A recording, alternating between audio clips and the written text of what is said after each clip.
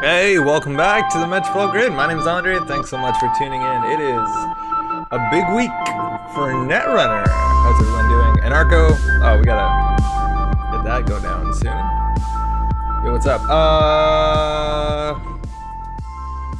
Not subtle, but the music is gone now, so that's good. How's everyone doing? Welcome. And Arco, oh man, I'm excited for the stream. Who needs sleep? Welcome. Get to sleep at some point, eh? It's important. Also, Rob, how you doing? Martini, what's up? How's everyone doing? Shang Sid, well, caught the stream live. Can't wait to hear about new ideas people come up with since the ban list update. Yeah, we have a lot of things to talk about today for sure. Steven, you Andre, how long time no see? How you been? I've been okay. Surprisingly, well, not surprisingly, relatively good. All things considered, still social distancing, working from home, not getting a lot of social stuff going well, but everything else seems pretty okay. Mark Andre, how you doing, bud? No, that's a bot. Here, let's just destroy that real quick. How do I destroy a bot? How do I destroy? Teach me to destroy. Alright, it's gone. Yo, Parallel, how's it going? Awesome, Maui, what's up? Just banned a robot, feels good. Take that human first. Yikes. How's everyone doing? We got a lot of stuff. For those who don't know, there is a change to what was originally called the most wanted list. Dot destroy brackets. So there's a lot of stuff to talk about. It's a new meta. We also, the Netrunner DB deck list of the week is for a format we don't play, so we're not going to play that. We're going to get right into it really soon. But I want to start off the top. If you notice down here, Black Lives Matter tournament. So Nisei is running a Black Lives Matter tournament. It is on the 27th of June, so that's not this week, but the following weekend. Starts at 1 o'clock UTC. This one's a bit different because this is not, well, I think anyone can join, but there's a minimum registration of $5 that's going to be donated to the Bail Project. So they're looking to raise money for the Bail Project. I think the coolest thing by far, besides the fact that like Nisei is organizing around a very noble cause, is that Nisei will match each donation we get up to a $4,000 cap, which is huge. If you can get involved on that Saturday, if you're watching, you donate, you don't have to play, that'd be awesome. We did not say anything about Black Lives Matter on this channel, which I kind of regret. I think Nisei calls it out here. The lack of an overt political statement in itself is a political statement saying I'm fine with the situation as is. I think anybody would be surprised if you know me and my content. Obviously, we give a shit about this stuff, but we didn't mention anything. So we definitely care to support that and want to fight any injustices, police brutality, and all the, you know, there's a lot of stuff going on right now, so do get in on that if you can. That is, again, the 27th. They're raising money. That's a lot of money that can go to a good cause. Cool. How's everyone doing? I thought we had already confirmed that Andre pays people to throw games on GameNET. Yeah, it's actually it's expensive. It's going real good. Just took my hedgehog outside for the first time and she loved it. Oh, so cool, so cool. Drop Hunter Seeker on the bot. Netrunner with a glass of dry vermouth. Let's talk ban list. Enjoy your vermouth. Shouldn't have to pup blank over here. Vermouth neat is underrated. Awesome. Twist or not. Okay, cool. So otherwise, I think that's all the bookkeeping we have today, but the big deal is, not that this isn't a big deal, is a new ban list, standard ban list. So this is something that Nisei has been teasing for a while. They wanted to make some changes to the most wanted list. It's been a while since we've seen changes to the most wanted list. I believe the last time we saw a change, oh, Beans, I don't actually even know when it was. I think it was the top of last year. I think if you go to supported formats, it still says, yeah. So as of December 31st, 2019. So as of all this year, we've been dealing with a single most wanted list, and now 6 months in, it's changed.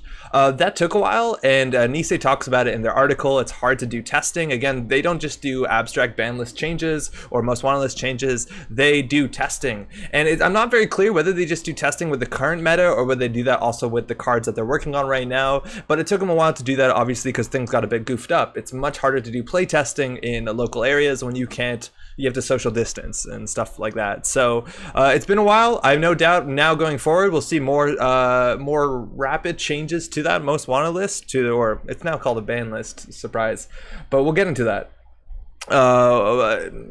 Excuse me. I think that's definitely pretty good. Yo, Gully, what's up? Gang sign makes me sad. I love that card. Yeah, I think you're in a minority, but yeah, How's it going? Jogging, how you doing? Hello, new MWL. That's a problem too. We gotta start calling it the most wanted list. I imagine we're still gonna do that just out of habit, but we'll see. Just turn it to wine talk. No twist, served olives and almond. Very nice. Yeah, gang sign can burn. I kind of feel it. So there's a couple big changes. This is a really, and Nisei was kind of, they basically revealed one thing earlier on to most wanted list, one of the changes, which has to do with currents. I think there was a lot of clamor from the community to do something about currents, scarcity resources, probably the biggest one that people have been struggling to have fun with or against. And Nisei was pretty overt that they're going to do something with currents. And then they changed a lot of other stuff, which I don't think anyone really could have predicted. It's a pretty wild most wanted list. I think there's a lot. Now, first to say, I am working on a video. I'm excited tonight to do some testing in it and not just make a video that's just kind of only talking. Like, having some time in the field is definitely pretty good. But I've recorded a script. I got all my tabs open. That video should be up either this weekend or Monday, Tuesday. So we'll have a video soon, kind of like we used to do, where we talk about it at length. It'll be like an hour long or so.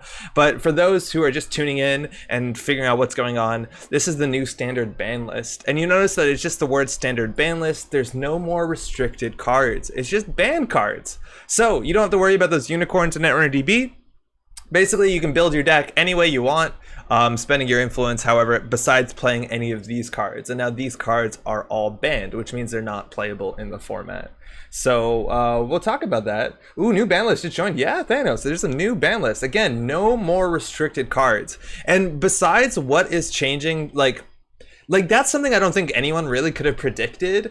I'll speak in a second about how I feel about that, because I'm not sure how I feel about that exact change. I think it's a pretty wild change, and I don't know exactly what we gain from it. Nisei did put out an article, and they've been doing a really good job of that. Whenever they talk about changes they make, they discuss why they do things and what their logic is. And I appreciate the heck out of that when, you know, people do that. Fantasy Flight Games wasn't so good at this back in the day. They would sometimes put on most wanted lists and then talk about 2 or 3 points. They go through it most extensively. I read this article first, and I was actually confused because there are changes to the ban list that aren't mentioned on this article, which was very surprising. But otherwise they go through most things and they explain it. They do a good job. So we'll see how that goes. 0 people saw this coming. How's it going, Kyle? Sam says, I love the new ban list. Chris says, Kayambe Grid is my sad loss. My SSO deck is all very sad. Include global food in all the decks. You can. I don't know whether people will, but you definitely can. You think people who played 0 knew it would come back? So the 0 thing is actually fascinating. And the 0 thing kind of shows one of the good reasons why a restricted list is cool. It's interesting. It's like, it seems to come back at a really good time too. Like, Anarchs are struggling with card draw. They lost a lot of their good card draw stuff. Basically, they just lost inject. So having a consistent card draw card, it seems to be really good. This is a card. I love Netrunner DB will show you how long something has been banned for. You'll see 1 or 2 of these cards that we're talking about have been on a most wanted list ever since the most wanted list was like invented, which is wild to see them in standard, but it's kind of interesting. So we're building a Faust deck tonight? Yeah, largely. That's going to happen. Just made a Sol deck called Employee Strike. I love Film Critic was my go-to restricted by I'll live. The loss of Film Critic, I think, is actually one of the more important changes to this ban list. Not that Film Critic was omnipresent, but the idea that you can build a deck.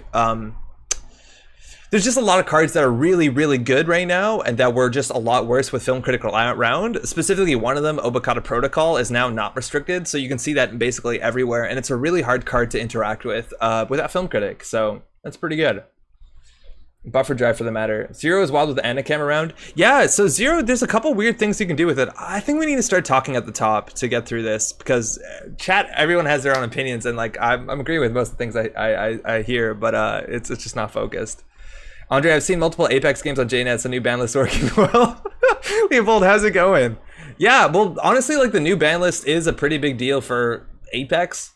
And it's because Faust and Golo, like that stuff is just good in Apex. I honestly think an Apex Faust deck is probably not the worst. You play, okay, I guess we'll start here. Faust is back.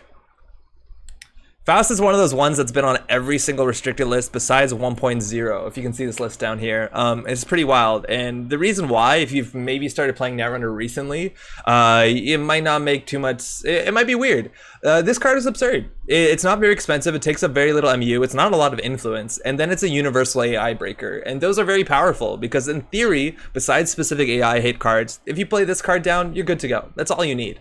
Now, the interesting thing about this card is it doesn't need credits to break ice or interact with ice. It just needs cards. And that is only good if two conditions kind of apply. Firstly, it's easy to get a lot of cards. And secondly, when you run out of cards, it's not a problem.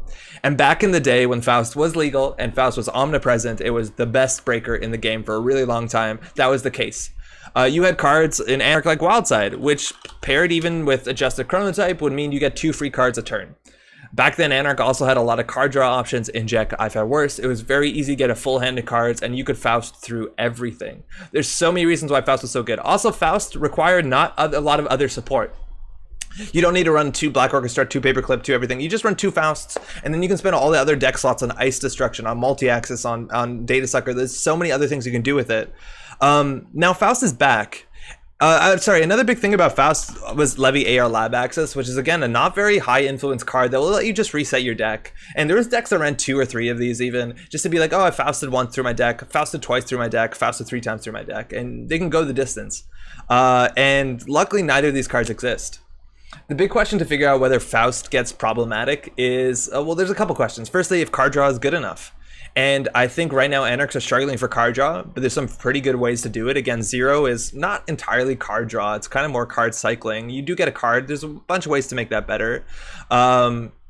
So that's one way. Hoshiko, there's like a lot of cool ways. GameNET, there's a lot of cool ways to get card draw, but you still have to deal with a lot of other problems.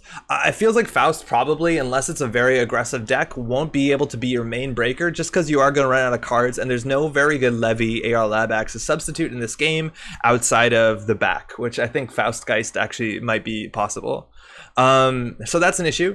There's some other cards that were support. Parasite being support was a really big deal, that you could deal with ice, so you didn't have to break 3 ice every run. You could end up breaking 1 or 2. Ice Destruction is a bit worse, but Hippo's still hell of a card. Cutlery's still very good. And I think one of the bigger deals is David existed at the time. And David was basically saying like, hey, if you want to Faust this thing, it's a lot of cards. And then you only had to Faust small things and David big things. And this card no longer exists. So we'll see. We'll see if Faust is able to be the powerhouse it used to be. It's definitely still a very strong card. I feel like it'll be more of a stopgap card, something you install in the early to mid game to get you to that late game. Wow, Paperclip's also an unrestricted, which this one actually kind of scares me a lot more than Faust, I'll be honest. This is a good reason why restricted lists kind of make sense to me. Otherwise, you're going to see Paperclip in everything and just kind of get used to it until they ban it. Like, I don't know what else they do. And Paperclip is crazy. It's really, really strong. I think you're going to start seeing lists that are just Faust and Paperclip, and you might be able to get away with it because you can run Palangi. Like, Palangi Paperclip is nuts. It's so nuts. Palangi Paperclip is like run through Anansi 4 credits. And I feel like if you do Palangi Paperclip Faust, you probably can get through a lot of stuff, let alone Boomerang. I don't know what else support you need. Maybe you can run one of the heap breakers, but you're in a really good spot. Palangi Paperclip is going to be an issue, I think. There's a lot of ways to keep that Palangi going. You have Knob Curie, you have Friday Chip, I guess. You can even contaminate it, I suppose. But that seems really scary to me. I could see some non-freedoms playing Knob Curie just for the value. It's worth noting that this is not the only like scary abusable card we have. Versificator is a hell of a card. The fact that we lost the restricted list, one of the upsides is that more powerful cards will be seeing the table. Whether that means it's going to be more homogenous, whether that's going to mean we're going to see some problems, I don't know. It's obviously too early to call, excuse me. But you got to watch out for some things oh, Virus Breeding Grounds. Virus Breeding Grounds is a bit tricky though, because you only move something to something with 1 counter. But yeah, yo, what's up, Say It? Let me catch up on chat. Ice is way better now too. Yeah, Rob, that's a really big point. Ice is actually a lot better, but I think that's a reason why Faust isn't amazing, but a reason why Paperclip seems really good. Trope time. I think you probably use Faust early on with Amakuas, or Amakuas is your mid to late game breaker. It's also worth noting like the fact that Amakua, Faust, all that stuff, and also Tapworm is back, which is a really strong virus. I think Corps are more than ever encouraged to run things like Cyberdeck Sandbox or Cyberdeck Virus Suite. And so if those cards get prevalent, the value of Palangi gets a lot worse. So you do have to keep that in mind. But again, Faust is like one of the best things is you hit an ice and be like, oh, this is going to ruin me. You just throw cards out. And then unless you get punitive, you can't steal Obokata. Obokata seems really good right now. Clippy is so above the curve. Yeah, that's kind of the problem with Clippy. I want to talk about the restricted card thing because restricted cards is really weird. That's a really strange change. Mister, how's it going? Krabs, I mean. What's up? Corey also, how you doing? Thanks for explaining why cards are banned. Started playing recently, so I know all the drama from the past. Yo, Chris, it's so fun to talk about, like, old Netrunner digging it up. And again, we'll be doing a long video about this to be released sometime on the weekend, which will go through more of it. But do ask questions. Yo, Clockwork Netrunner isn't dead. Far from it. Welcome to the channel. Faust being back makes me miss my old Atom list that used AVR and E3 feedback implants. E3 feedback implants was pretty big, but we don't have it, unfortunately. Okay, so one of the big things is we don't have restricted cards anymore. And if you don't know, restricted cards, basically what they were is they were cards that were on a list. Admittedly, the restricted card list was pretty small going into this. I think there's only like 5 restricted corp cards. It was kind of a bigger deal on the runner side. On the corp side, it really didn't matter that much. But the idea was that you could only take one of those cards in your deck by name. You could still play 3 copies of it, but if there's 2 different restricted cards, you couldn't play one of each. You had to commit to only one. And I think that's interesting. It does a lot of cool things when it comes to balance. It's like a really big tool that the designers of the game can use to balance the card pool. It's also worth noting that this isn't the first time. Like, restricted cards weren't always treated like this. There was old Most Wanted lists where the restricted cards had additional influence, or they lowered your influence of your ID in it. They did some other things, but basically there were always ways to deal with cards that we thought were too strong, but not so problematic that they shouldn't exist in the game. And we've lost that now, which is wild. Nisei talks about how the restricted list was an issue when it came to new players, that this was something that was confusing, and it was another step to stop newer players to get into playing organized play. And I don't know much about that. We are lucky enough that on this channel we have enough new players showing up and like saying hi and like getting into games and asking questions, and we love that. And I need to say this more than ever, it is so important for Netrunner to be accessible and attractive to new players. Like, that can't be understated. Like, if we're just playing the old people that played FFG Netrunner, like, eventually, like, you know, the idea for a game to be really strong and successful, for every one person that quits playing Netrunner, 2 people have to jump in and take their place, right? Like, that's how growth works. And so it's really important that that stuff exists and that's accessible. And Nisei, I think that was the only reason in this article they quoted about losing restricted list, which again, I can't say how that's really important that new players are showing up. I don't know much about that, like if that is really a big deal, but losing restricted list is kind of like, restricted list deals with a lot of things. If a card's on the restricted list, it means that if it's just a powerful card, cards like Paperclip, you can make it so that people have to make a decision of what powerful card they put in their deck, and they just can't put all of them in. Paperclip is a really big deal because now you're going to see Paperclip in every single deck. You saw a lot of criminals play Corroder. You saw a lot of shapers play Corroder. I have no doubt they'll find one influence to find a way better breaker. And so you're just going to see Paperclip in every single deck. It's worth noting that there is some counterplay to Paperclip, things like Arc Lockdown, stuff like that. There are reasons that it's not strictly better than Corroder, but like 95% of the time, or if you even play defensively, it is strictly better than Corroder. I think that's a really big deal. So that's weird. That's a hard thing to deal with. Like, that's a really difficult thing. It's also important to know that it seems like Nisei, just like Fantasy Flight Games, are really apprehensive about making physical errata changes. Fantasy Flight Games only made like 2 or 3 in the whole time of Netrunner. One of them was a misprint, maybe, arguably.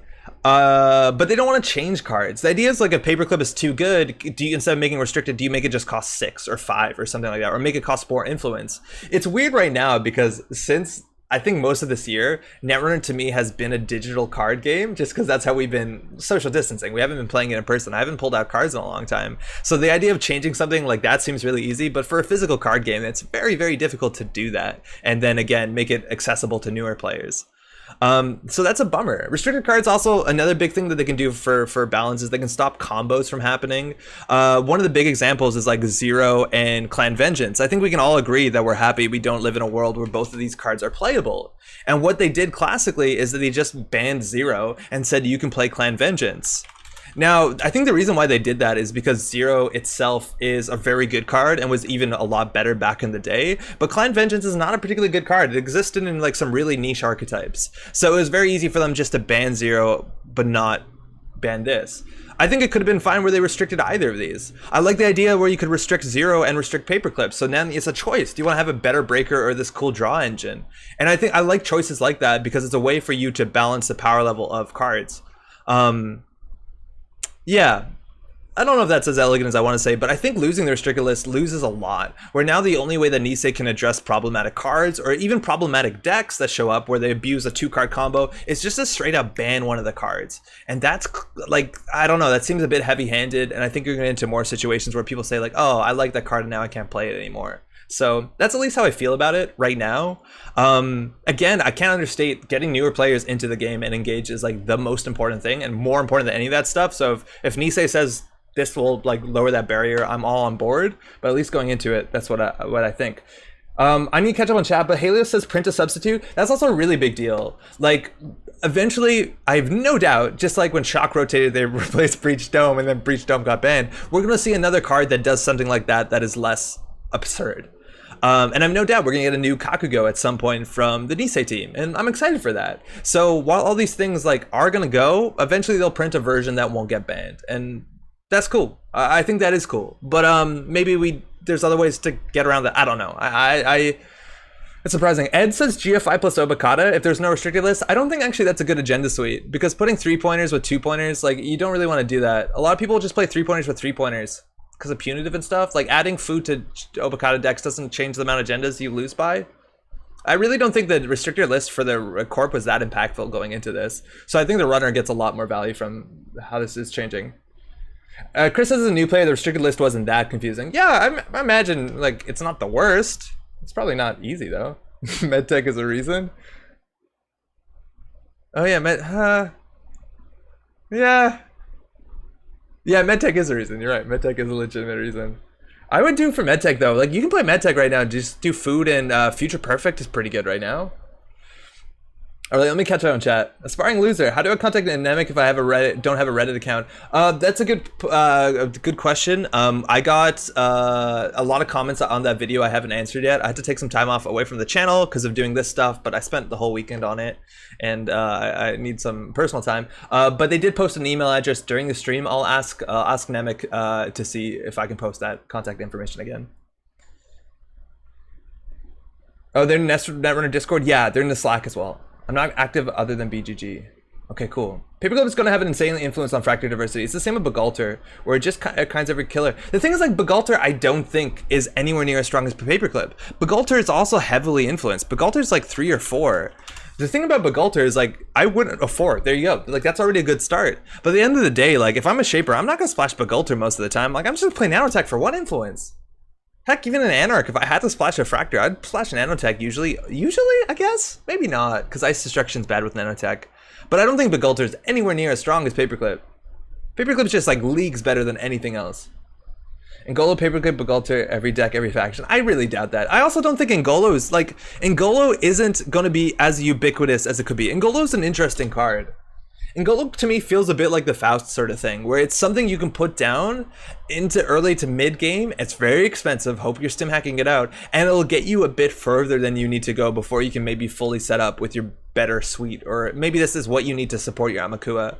I feel like Ngolo on its own is always a bit too expensive to be like a primary refractor, primary breaker. So I don't know. Compared to like some of the other options you have, like Faust, I really don't think you need this as your universal breaker, but this is definitely good, especially this with like Spooned, this with Inversificator. Like, there's some really good combos. Also, like, oh my god, again, I haven't played any games in the new meta, but Inversificator is a disgustingly strong card. It can be pretty miserable. Like, this card, no one's played. I've seen very few people play this card ever. It's been restricted for such a long time. And I don't think we've realized why that is truly. The fact that you can't play low-cost code gates because they will be abused. The fact that you can't play low-cost ice against this Dipolonga, you'd be like, oh, it's a code gate, now it's on R&D. Enjoy your Anansi archives. Like, it's crazy strong. Admittedly, this is an expensive program, so who knows. Nemic, share the address. Thank you, Daniel. All right, sorry, Twitch chat, what's up? NG, hi. Hey, NG, how's it going? Welcome. Happy Thursday, first one of the year. Our ban list 2006. Baza, how's it going? Is Street Chess still a thing? I like that deck. Clockwork, unfortunately, all the chess pieces rotated a while ago too, actually. Anchor Flesh, Gold Farmer, and Nancy are awful to break with Faust, and they all see fairly common play. There's a lot of stuff that Faust isn't good against, like 100%. But like, I think if you're playing Faust, you are gonna play other support too. Like, you're gonna boomerang Engram Flesh. Gold Farmer, you'll paperclip. Like, you'll figure out other ways. Anansi, you'll plonky paperclip. I don't know. Solemn says restricted list is also self-sustaining. If enough cards aren't restricted, restricted list doesn't do anything. So it encourages restricting more cards to keep it relevant. Yeah, that's also true. That's kind of about the Corp side right now, and I don't think it was an issue. But like, there's what? On the restricted list for the Corp, there's like 5 cards. Wempo Reclamation, which I'm glad that card got banned. I'm surprised it didn't before. Obokata, which is a really strong card. Mamba Temple, Global Food, and Bioethics. Basically, this entire restricted list is ensuring that you can't build a Prison Jinteki deck that has Bioethics, Food, and a Mamba Temple and Obokata all in it. It's basically this targets one deck. Sure, now in CTM, you can't play Global Food Initiative and Mamba Temple. I don't think you care about that too much anymore. You have Bologna, you're fine. But like, this all just is like basically 1 or 2 acid spam decks care about all these cards. So that's not a big deal. But when you look at the runner, it's kind of a bigger deal. Like Tech Trader, that just kind of goofs with two things. Geist is a really big winner right now with no restricted Tech Trader, Draw, and Faust. Oh, seems good. Yo, this I didn't know. Mad Dash is banned. So I was reading this whole article, I said this earlier, and I read through all this and thought this was all the changes, but Mad Dash is now banned and Dorm Computer is now banned. They didn't mention on the article, so it kind of threw me off, but those cards would have been really strong right now, but they're banned as well. Yeah, this seems a lot more important. Anansi does less damage when it fires when broken with Faust. Oh, Sid, yo, yeah, that's totally true. I used to play tournaments and casual, and the most wanted list restricted was an issue. Good to hear, Clockwork. This makes sense. Restricted lists from various games have big differences. Some are only X copies of cards and restricted. Others are combinations of cards and restricted. Yeah, you're right. I feel like, if I'm not mistaken, Netrunner did it the same way Game of Thrones did. It's obviously not standard. There's no reason it needs to be. Ban list is very easy to understand, and honestly, the biggest thing that they address is a lot of field bads, man. Scarcity as Mario, runner free points, etc., etc. Yeah, I totally agree. Say it like they did take out a lot of things that are, I think, miserable to play against. As much as they, like, there's a lot of things here they got rid of that are just, I don't think, fun to play against. There's a most wanted list that was right before Worlds 2 years ago where they're just like, I don't care, ban Scorpios, ban PU, we don't need this stuff. We want to show a fun tournament. And I think that was a good call. I think that was a really good call. Even though, like, is it necessary to ban those decks? Probably. Maybe not, but they were just like, nah, it's Worlds, we want to play something fun, and I respect that. Like, that's important. What makes Mad Dash ban worthy? Right now, Mad Dash is really strong. So Mad Dash is now the only card, or was the only card, that would give you an extra agenda point besides Kasi String, if I'm not mistaken. And Kasi String seems a bit better with Hyperdriver, let me tell you. And so the big thing right now is a lot of people are playing 3 points. A lot of people are playing 3-point agendas, so Mad Dash is pretty good. Especially, I think Geist seems to be probably pretty good right now. And Geist with Spy Camera sees the top of the deck, Mad Dash is pretty good. I think those are the main reasons. There's a lot of 3-point agenda decks, like that sort of Asmari thing. I think with Obakatas, you can see more 3-point agenda decks. Admittedly, it's a bit hard to Mad Dash and Obakata, but I think there's good reasons. Also, Global Food Initiative is back. Mad Dash is really important, where you go from a deck where you need to steal 4 agendas to 3, or a deck from 2 to 3. Like, Mad Dash seems really good when Food and Obakata are going to be very prevalent. That's the way I see it. Day 1000 of St. Fury Watch. It would feel effing awful to make real cards not be accurate as you read them. Can't do 100%. Yeah, I totally agree. MTG recently changed the way a new mechanic worked, and yeah, making your physicals out of date feel bad feeling for new players. It's easier for experienced folks because we just remember it. Yeah, I totally agree. No love for envelope. It's easier for players to choose a fractor now. Yeah, that's good. That's a good point. Could be sell for cards, installs clicklessly. Oh, someone asking why Paperclip's good? It's very good. Ngolo's a better killer than Nano? Oh, you actually might be right about that. Hello, y'all. Skip on, how's it going? And that's actually a really big thing. The anti-Paperclip tech is just to run less barriers. There was a meta some moons ago where Paperclip was omnipresent. People just didn't run barriers. Like, they would just run 3 vanillas, and that's it. Because they realized, okay, it's cool to force them to get out their fractor, but you can't tax them out. And that was it. People were just running 3 vanillas, and they didn't care, and they ran tax and code gates and sentries. And we might come back to that if Paperclip is that omnipresent. CDM filled the biggest winner of the new ban list. Rabbi, how's it going? Yeah, I think a lot of people I saw in the Netrunner Reddit conversation were complaining how controlling the message hasn't had any meaningful changes to this. And controlling the message is probably really good right now. Nisei did say specifically that they're okay with unrestricting Mamba Temple because they feel like these changes will push a stronger economy into runners and they'll be better at keeping up with acid decks. I also do agree with Nisei that acid decks being an archetype is important for the game. I don't think they should be the majority of the field, but they should exist. And I think as the IDs now can pull out acid archetypes got a lot smaller with Gagarin leaving. But yeah, CTM probably just got stronger, which is a bummer. It's so wild how this deck has been the candidate to win Worlds, first place, second place, third place for like 3-4 years now. Plus minus, I don't actually know. And there's been never really strong changes to how viable CTM is. Like, that's so weird. All that being said, I think on a competitive field, CTM games are really exciting. And they actually do represent really good Netrunner. On a casual, though, like, I understand. It's not fun to play against. I get it. You run, you hit a MVT, hard-hitting news. Yeah, you technically goofed it. You technically did goof it. It's on you. But also, like, I get it. It's not fun.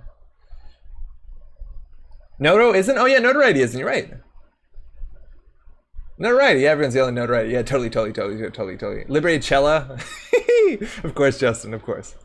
Did you address the potatoes cards? No, we'll get to that. Actually, that one's a really important one. All 5-3 strats at least got hit with Asmari ban. Yes, I could see that. So the big thing is Asmari got banned. Again, Asmari was the strongest win rate corp. It's like 70% win rate on this thing. Gagarin also 70% win rate. They both got banned. I don't think that's an issue. It's really hard to balance Asmari. It has a good ability. Scarcity made it even better, and they run 6 agendas, and you need to steal 3 of them without Mad Dash or Notoriety or whatever. That's just going to be very good. The agenda suite's also very good right now. Like, it's just SSL Bologna, no questions asked. And that agenda suite got better without Film Critic. Like, Bologna's really hard to deal with without Film Critic. That being said, without Film Critic, there are ways to deal with it. You can play Imp, you can play By Any Means, you can play Because I Can. I imagine Imp is by far the best one. But it's really strong. Now, it's a bit unfortunate that, like, NBN Glacier showed up and was good and immediately got banned. Like, we've never really seen very strong NBN Glacier, and we hit it and it was too good. I have no doubt you're going to see that same deck in, like, a GameNet shell. And they're just going to do real one-pointers. And mind you, Quantum Predictive Model right now is absurdly strong. And they can play Quantum Predictive Model or 15 minutes and then do C-Source Exchange. And the deck might be better. I feel like it won't be better because it'll be less consistent with a bigger deck. And the ability on GameNet is not always as good. Especially when you're playing like Heavy Glacier. But yeah. I don't know. I still think 5-3s are fine. Stargate Mad Dash is insane. B-King, what's up? Yeah, it's good. It's good. Stargate Mad Dash was never that common, but it's definitely strong. I love my Liberated Cella Notoriety deck. Yo, those decks got a lot better with Hyperdriver coming back. Liberated Cella decks. Wrap around time, boys. But they didn't wrap around's not gonna matter. Everyone's gonna be playing Paperclip. All 5-3 BON public support. Yeah, I checked all the 40 card influence IDs. There's not a lot. It's like Builder of Nations, MedTech, which I guess sort of counts. There's not that many. The HB Cybernetics division. Good luck with that one, I guess.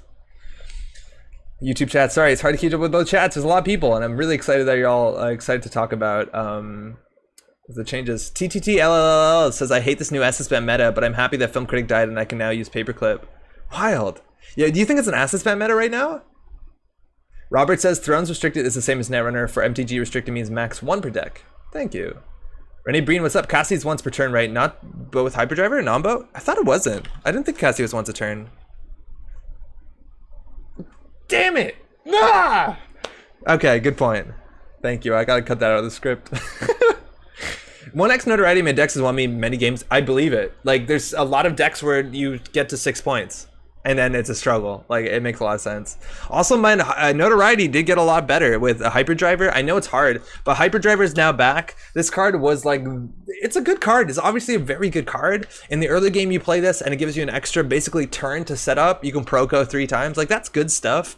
But then a lot of decks would try and get them all down and then fire in 1 turn where they had all the points, all the clicks, and then they could play infinite additional turns with Encore. Encore getting banned, good. There's no way this card can be healthy. It is like the ultimate combo Timmy Tammy sort of thing, and I respect that. It's important for games to have that, to have this like weird, do you think I can do the like 4 turns in a row? Like, that stuff's good. Unfortunately, it kind of shows up to be an issue. It's wild though, most of the cards in the game that If you had like 10 clicks in a turn, there's not that much damage you can do. Classically, it wasn't the case. They would Apocalypse and then set up, and then it would Stargate you over and over and again. We don't have Stargate, sorry, Keyhole you over and over again. We don't have that. We only have Stargate. So I don't think it's that big of a deal. Hyperdriver, though, is also really good when used for value, because you have cards like, now, these cards are going to be so much better because of Pawn Shop as well. What's it called? Like Oiler and stuff. Like the turn you install Oiler, you break for 0. Cool. Have a big turn that does that. Get your notoriety off. Like, there's some really good reasons to do that stuff. Why is it called Potatoes PE? Yeah, Potatoes refers, just as Dan says, is to a potential Unleashed deck. I don't actually know the story. It came from Worlds. I know like Ben Nee and then the Americans as well. We're just called Potential Unleashed Potatoes and throw potatoes at each other. I don't know. It seems like some in-joke of some sort. If you look at Notoriety versus Mad Dash, just shows how sick Mad Dash is. Running all 3 centrals is the hardest condition for any card, I think, and Mad Dash is cheaper and still not sees play. Oh, Notoriety, yeah. Yeah, but Notoriety's hard. Notoriety also got a lot easier because there's no Kakagos and no Breach Domes. Like, run Archives, run Centrals. You probably won't lose it to damage.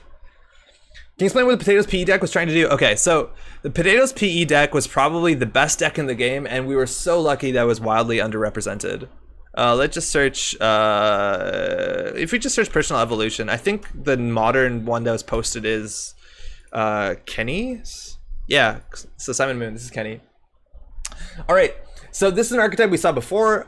This almost won Worlds the year before. People were playing it out of Potential Unleashed before, but the basic idea is really simple. Don't build a scoring remote. Don't. I saw this deck list too. The nice guys, oh man, I forget their names, but this nice dude who's always making the top cut for Canadian Nationals, they would drive up from Michigan, was playing this in the last Nationals that I played at. And the idea is bury your agendas. Now this deck doesn't do it as much, but they take all their 3-pointers, put them on the bottom of your deck. So you already, it's gonna be a struggle to win the game. Then they ice up all their centrals with ice that's really undercosted and very hard to deal with. So Kakugo, Aiki, it's actually very expensive to get through this, especially because you want them to draw cards. You want to fire this, so it's 6 to break with Black Orchestra at the time. Komainu is a really hard thing for killers to deal with, specifically Black Orchestra if Anarchs are good. And then you put upgrades on your central servers. And then you put Breach Domes and Archives. So basically, if they want to run and get an access, no matter what, you're ensuring they're getting damage. Now, that's rough, because decks only have so many cards. There was no buffer chip, there's no levy, and it's really difficult. The older versions would run multiple arc lockdowns, like 2-3 arc lockdowns, just to hit levies over and over again. They would also play PU, so they could do damage and hit cards off the top of your deck and suddenly zap a levy out of nowhere. And then they play all the recursion, like 3 archives, 3 preemptive actions. Some of them will just also spam recur neural EMP. If you don't run, and this is a card they now banned, they would do Shipment from Tenon, and then they would score a House of Knives from hand, or a Philotic Entanglement, or a Sting. So basically, they had no big strategy to win the game by scoring in a remote server. They would just ice up everything, click for credits, click for credits, click for credits. Now, if you got bored and ran a central server, you would probably get hurt. You'd hit their snares, you had to go through the Kakagos, and you were not likely, especially for the other ones that would bury agendas, to be able to win on the minimum amount of accesses you needed. Also, if you did something like Stargate, it was hard because there was a Hokusai on centrals. This one ran War Tracker as well. And then they had to run archives with Breach Domes in it, so they would just preemptive them back or archive memories. It was a game that would try to grind you out to the point that you had no cards, and then they would naked score Obakadas. It's not fun to play against. It's incredibly strong. It's really even hard to tech against. Some of these would also even run resource destruction and recur that if they really needed to, but the best play in a lot of times is not to run, or win very quickly before they can set up. And it's very, very strong. It has this really, really strong inevitability in it. If you haven't played against this deck or played this deck, try it out. It's absurdly powerful. Like, these are really good standings. I think this was at Worlds or Nationals. I don't even know, but like, it's good. And people don't know how to play against it. Like, the best thing you can do is not interact, which is bad and not fun, but you know, that's the idea. There's some fun card art for Potatoes Unleashed. Yeah, there is. The potato, the corp just sits there and does nothing like couch potato. Nuffbits, hello, I hope you're doing well. Kinda new here, been to live stream before, but pretty newbie here in general. Hi, Metroball. Yo, Nuffbits, how's it going? Welcome. How you doing? Talking about the new changes to the format, the ban list. They banned a lot of cards. Potatoes P deck sounds awful. It's really not fun to play against. It's very strong. Black Orc is bad versus Sentries, I agree. I'm Gailtra, excuse me. Okay, so people are explaining this because I don't know how this is.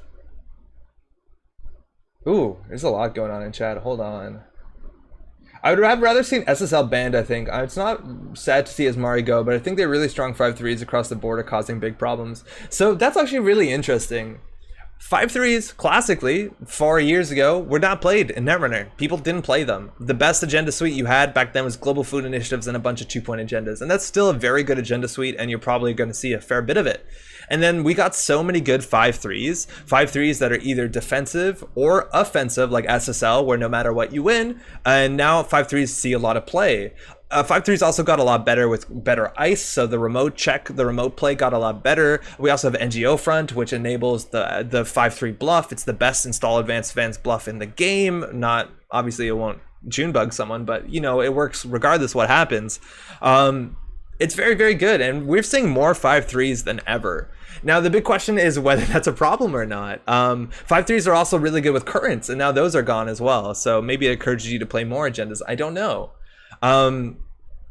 I like SSL as a design. I like it. It's just neutral. It's good. It'll give anybody money. Netrunner's a lot about catch-up mechanics, which is weird because SSL fires when you score it. But the idea that like, if you get an SSL stolen in the early game, if you get a 5-3 stolen in the early game, it's really, really bad and it's an uphill fight. I like the idea that you get something for it. It also builds like a scoring window. Sometimes you're fine to give that agenda away. It's also like, it's a good neutral card that gives economy, and you need those. Otherwise, the only decks that are playable and have enough economy are decks playing the good cards. And I know SSL considered that. I think the thing that I'm trying to say is like, we on this channel have built so many terrible decks, and at the end of the day, we just put 3 SSL in it and be like, wow, we got 18 credits at this game. That was enough to win the game. And it's exciting because you're down 6 points or whatever. But I don't know. I'm a fan of SSL. It got a lot stronger too without Film Critic. Not that most people Film Critic SSL. It's way too slow. Yusuf for Paperclip and Kamalo, both? Definitely both. NG, definitely both. I was playing this 3 years ago and I thought the support for Netrunner was ended. Salkanar, no! There's a lot of stuff, man! Nisei.net, check this stuff out. They've been printing new cards. Tournaments are still ongoing. Worlds this year, they've done 2 worlds. It's really good. Blame the Brits. Origin came from the vegetable cards in UK Slack for Potatoes Unleashed.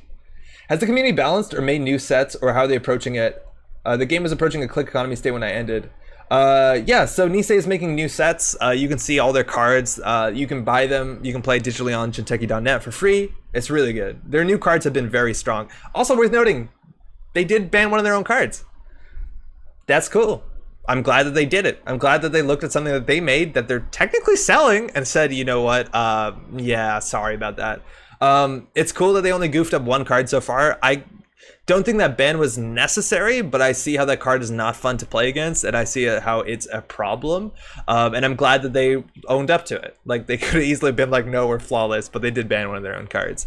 It's a shame. Kayambe Grid obviously is a strong card. I'm really frustrated with Advanceable Ice modernly because of Red Planet Couriers. And I feel like there's some, like, it's a bummer. Kayambe Grid seems like a card that would be easily acceptable in format if you just change 3 words on it. And at the end of the day, like, it's either up to them to reprint a card that does something similar but isn't busted, because there's no way to really errata it functionally. If you just change, like, that's kind of the issue on Kayambe. So Kayambe might not look absurd, but Kayambe Grid is really strong, because when the runner approaches the server, end the run unless they pay, what, 4 or 6 credits. But the problem is on the corp side, there's so many ways to force the runner to pay and then interrupt them, so they either have to pay again or end the run. So they pay 6, you do the forma carry trick, they pay 6, you border control. It's rough, then they have to run again. There's so many issues, but if they just worded this the same way that they did precog Manifold, where it's like when the run is successful, they have to pay the money or the run ends, this card would have been fine. The fact that you have to pay 8 credits and then they can border control you or forma carry or whatever is kind of nutty. And it's just like, if they just changed when it fired, I feel like the card would be fine. But unfortunately, they're not going to change the cards, and I agree with that. I think that makes sense. Ever so often, I remember that currents are all banned and makes me so happy. Yo, what's up, Antoine? SSL would be a decent card if ability only fired if getting stolen and not scored. Yeah, it definitely would still be playable. This is amazing. I was really into the game. It's pretty sad. Oh my god, Salknar, if you just figure all this stuff out now, you got a lot of stuff to look at. They're released since like 130 cards. They're all really fun and good. Check this stuff out. You can play on Jinteki.net for free. I don't know if you did that back in the day. Oh man, it was so important to ban. They didn't. The new nothing Kayambi grids were the worst. I didn't play enough against them. New beginner set coming this year. More details coming soon. That's also a very good point. There's new details on new sets coming out soon that are really good at getting new players in the game. I'm super excited. They also said they'll be talking about the new products really soon. So hopefully this month, maybe next month. Who knows? Giordano Memorial Field or Ash wording would have been good too. Yeah, exactly. Giordano is exactly what you want. And the run less. Yes, this is exactly what you needed on that card for it not to be busted. I don't know whether it was like a decision to make it anything else, so there could be like border control tricks or whatever, but if it was like this, the card would have been fine. It sucks. It's like so simple. It's not so simple. Like I'm not saying, oh, they should have seen this coming, but like the change is very small, but it's very hard to functionally errata cards. Just kind of how it is. Now, if it's good, how are you? We have the Midnight Summers Night tomorrow, so pretty stoked about it. Midnight Summers Night? What's that? Wondering what having GFI plus Obokata will be like. I don't think it matters. Like, there's almost no deck that cares to have Global Food Initiative and Obokata in the same deck. Right? I just searched Global Food. Look, Global Food Initiative is a 3-pointer that costs 2. So, outside of Harmony Medtech, which cares because they play to 6-point agendas to win or lose, having Obokata and GFI doesn't seem to matter too much. Because no matter what, the runner's going to have to steal 3 agendas to win the game if you're running all 3-pointers, including Global Food Initiative, unless they hit all 3 foods, which is very unlikely. So I don't think having food and Obokata in the same deck is going to matter to anybody. That being said, I think Obokata is an incredibly strong card right now. Probably more strong than Global Food Initiative. Just because it's hard to interact with this, especially if people do play Faust. And we know of the Netrunner stats aggregator other than know the meta. I can't remember the name. Yeah, you're thinking of R&D interface, rnd-interface.com. You can't get to this website, or I can if you put www. So maybe try it like that. I don't know what the difference is. Do you think Faust is any good? Faust is obviously a lot worse. I'm excited to play Faust. I feel like Geist can play Faust. Between the two, I think Kayambi is more of a problem than Formicary. Yeah, Formicary obviously isn't an issue. And they could have banned Formicary, and I don't think it would have mattered. But yeah. Yeah, I still think it's going to be an issue. It's the day of the year where the sun doesn't set at all. Where are you?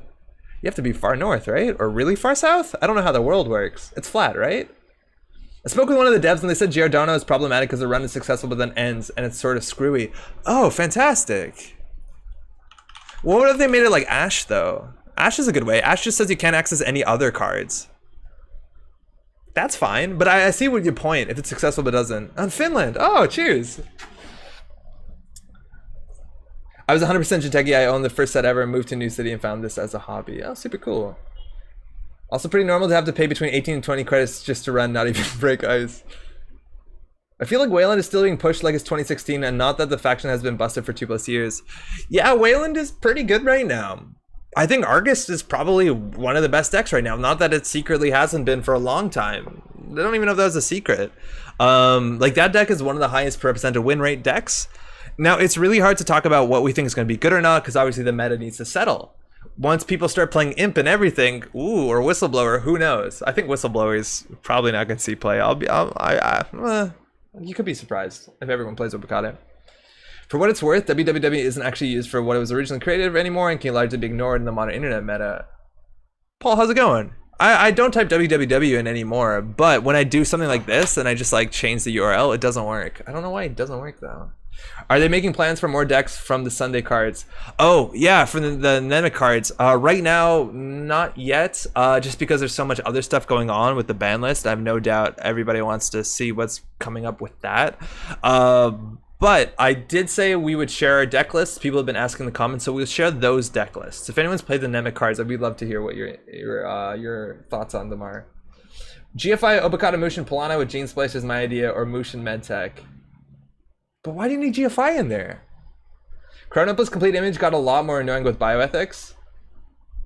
Yes, there's not that many decks I think can pull bioethics off. I think they have to be trap decks. I think biotech is one of the better ones.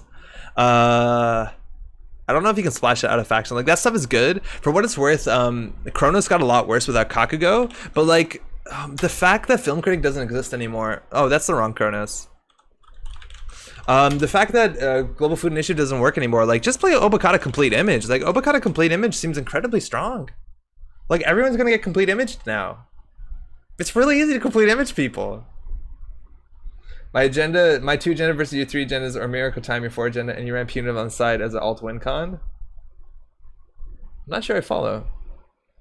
How about putting Apex cards into Atom and running Faust plus independent thinking? I may have built that. Yo, for real, Apex? So if you play 3 Reaver, the issue here is you're gonna run out of cards. But if you play 3 Reaver, so when you trash a card, install, you draw 1 card. So you can play multiple Reavers, and that's good, because then with Chopbot, right, like you're drawing 2 cards at the beginning of your turn.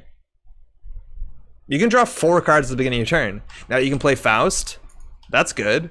Problem is now MU is going to be an issue, and you're still playing Apex, so economy might be an issue. And then you're like, oh, but eventually you run out of cards. And that's true, but at least you have Reboot to give you like an extra 10 card draw, which at that point you run out of cards. Best thing, by the way, is Max 112 got like leagues better. Like, you got to put more card draw in there, but oh my god, it's so much better. Speaking of GFI, what's the story behind Merger? It's the opposite of GFI. I wonder what the meta was back then when the card without shipment from Tenon. Merger has never seen play in any competitive deck in any like large tournament from my memory. People were really scared of playing 3-pointers when it came out.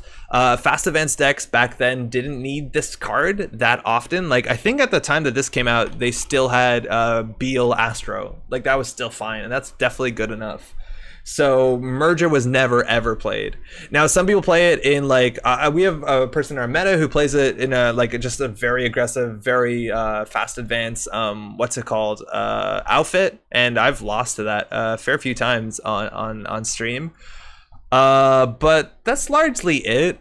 It looks like people are playing in Titan. Again, I don't think you need it in Titan, especially modernly where you have like red level clearance to score basically any agenda out of hand.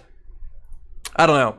Merger is like such a bad thing to put into your deck too, right? Because if you're playing a fast events deck, you're running a lot of 2-pointers. And if you're running only 2-pointers and global food initiatives, the runner needs 4 agendas to win. As soon as you put mergers in there, they only need 3. And the chance of you losing by turn 10 as opposed to losing by turn 13, 14, where you maybe win the game, goes up a lot.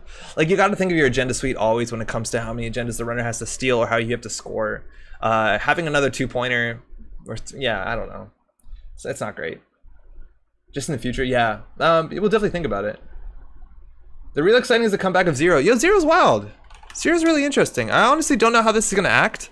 I think it's so easy for it to play support for Zero that make it a lot better. People in chat were talking about Onacom before, that I spelled right this time. Onacom, which is it's interesting with Zero. For what it's worth, if people play Global Food Initiative, I think Anarchs are going to want to play Turntable again for the while before it rotates. Turntable seems pretty strong. Also, yeah, Turntable just seems good. But also there's other weird things like Synthetic Blood. This is interesting, so that when you take damage from Zero, you draw 3 cards. That seems pretty interesting. It's an expensive card for sure, but you could career fair this down, I guess. That's honestly not the worst. On top of that, there's some other interesting things. I think buffer drive is really good. Buffer drive means that you won't actually be throwing your cards out, so you'll be able to live longer with a Faust deck. That being said, I don't know how good Zero is with Faust on the basis that it's not really like the value of Zero is not so much to get card advantage, but to get different cards.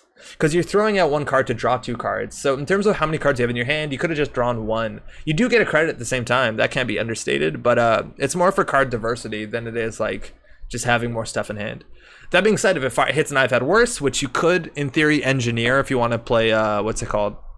Titanium Ribs, that's a possibility. It also can get your Heat Breakers into the bin, which again, everyone's playing Paperclip, so why not? So there's some reasons why it's good. Adding support for Zero is a trap? I totally could believe it. I don't think you need to add support to Zero. I think Zero on its own is really good. But if you really need card draw because you're doing some crazy Zero plus Faust thing, maybe you do need something more. I don't know. Zero's only broken anyone's mind because of the Heat Breakers. That too. It's absurdly good with the Heat Breakers. It's absurdly good with I've had worse as well. Oh man, now I want to build a Zero Synthetic Blood deck. That seems like my favorite kind of jank. It seems pretty cool. It seems good. It also fires when the runner does day. It's like Onacam. It's like Onacam, huh? Titanium Ribcage helps select the cards. Yes, totally. Respirocytes. I don't think Respirocytes does anything. I also don't know how to say this word. I never figured it out. People always corrected me. Well, the first time you have 0 cards in grip, draw 1. You probably don't want to play the game with 0 cards in hand. I don't think it's probably worth it. I challenge everyone to like the video, right? Meow, I did already. Thank you. Say it's saying Mushin Plano with Gene needs 2 scores, a Gene Slicer Fire. Runner needs 3 agenda minimum since fake points are mostly gone. They need 4 agendas to take 3 GFI but 4 Obo. Okay, this is gonna take some math. Mushin Medtech is my 2 agendas versus your usually. In Medtech, yes. But you're talking about Paulina. She needs 2 scores, a Gene Slicer Fire. Agree with that. Runner needs 3 agenda minimum since fake points are mostly gone. Agree with that. They need 4 agendas to take 3 GFI before Obo, which is unlikely, but yes. Mushin Medtech is my 2 agendas versus usually 3. You need 2 avocados to win in 2. Punitive for 3 damage also. Without Film Critic, that's a real threat. I think Punitive got so much better without Film Critic. The big question is whether you can have enough money. You also get all the Mushin tricks. You just Mushin Knights. Like, I don't know how you Punitive an Aesop's Pawn Shop deck on turn 1. Like, it seems really difficult. Especially if they're not paying money because they're breaking stuff with Faust and, like, Palangi Paperclip.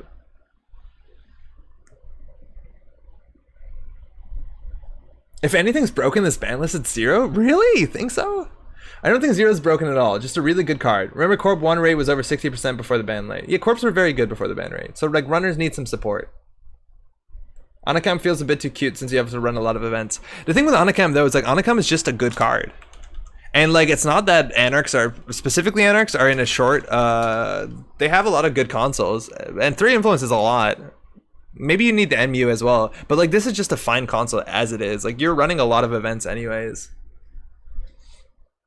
I mean, cheaper voice slashes for turntable 2. There's probably going to be a lot of exchange of info CTM. Yep, I think exchange of info seems really powerful. I think you're going to see it in GameNet. I don't know what other NBN identities can pull off Glacier. I guess New Angel Sol. Zero's undercosted? Yes, it is. Zero Val is one of my favorite all-time decks, and that's actually really interesting.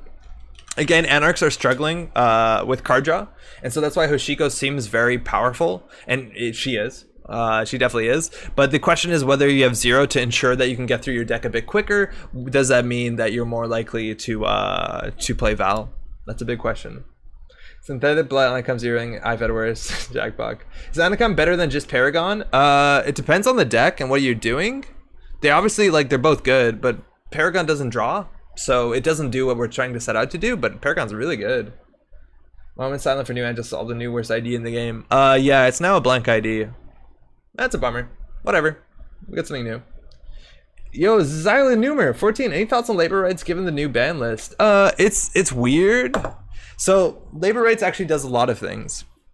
Labor rights is a recursion card, but it's not an immediate recursion card, right? Like it's not like deja vu or same old thing. So you can't use this for value. It also goofs your deck up a bit and just shuffles the cards into your deck. So it's kind of like trope. It's not, again, it's not an immediate card.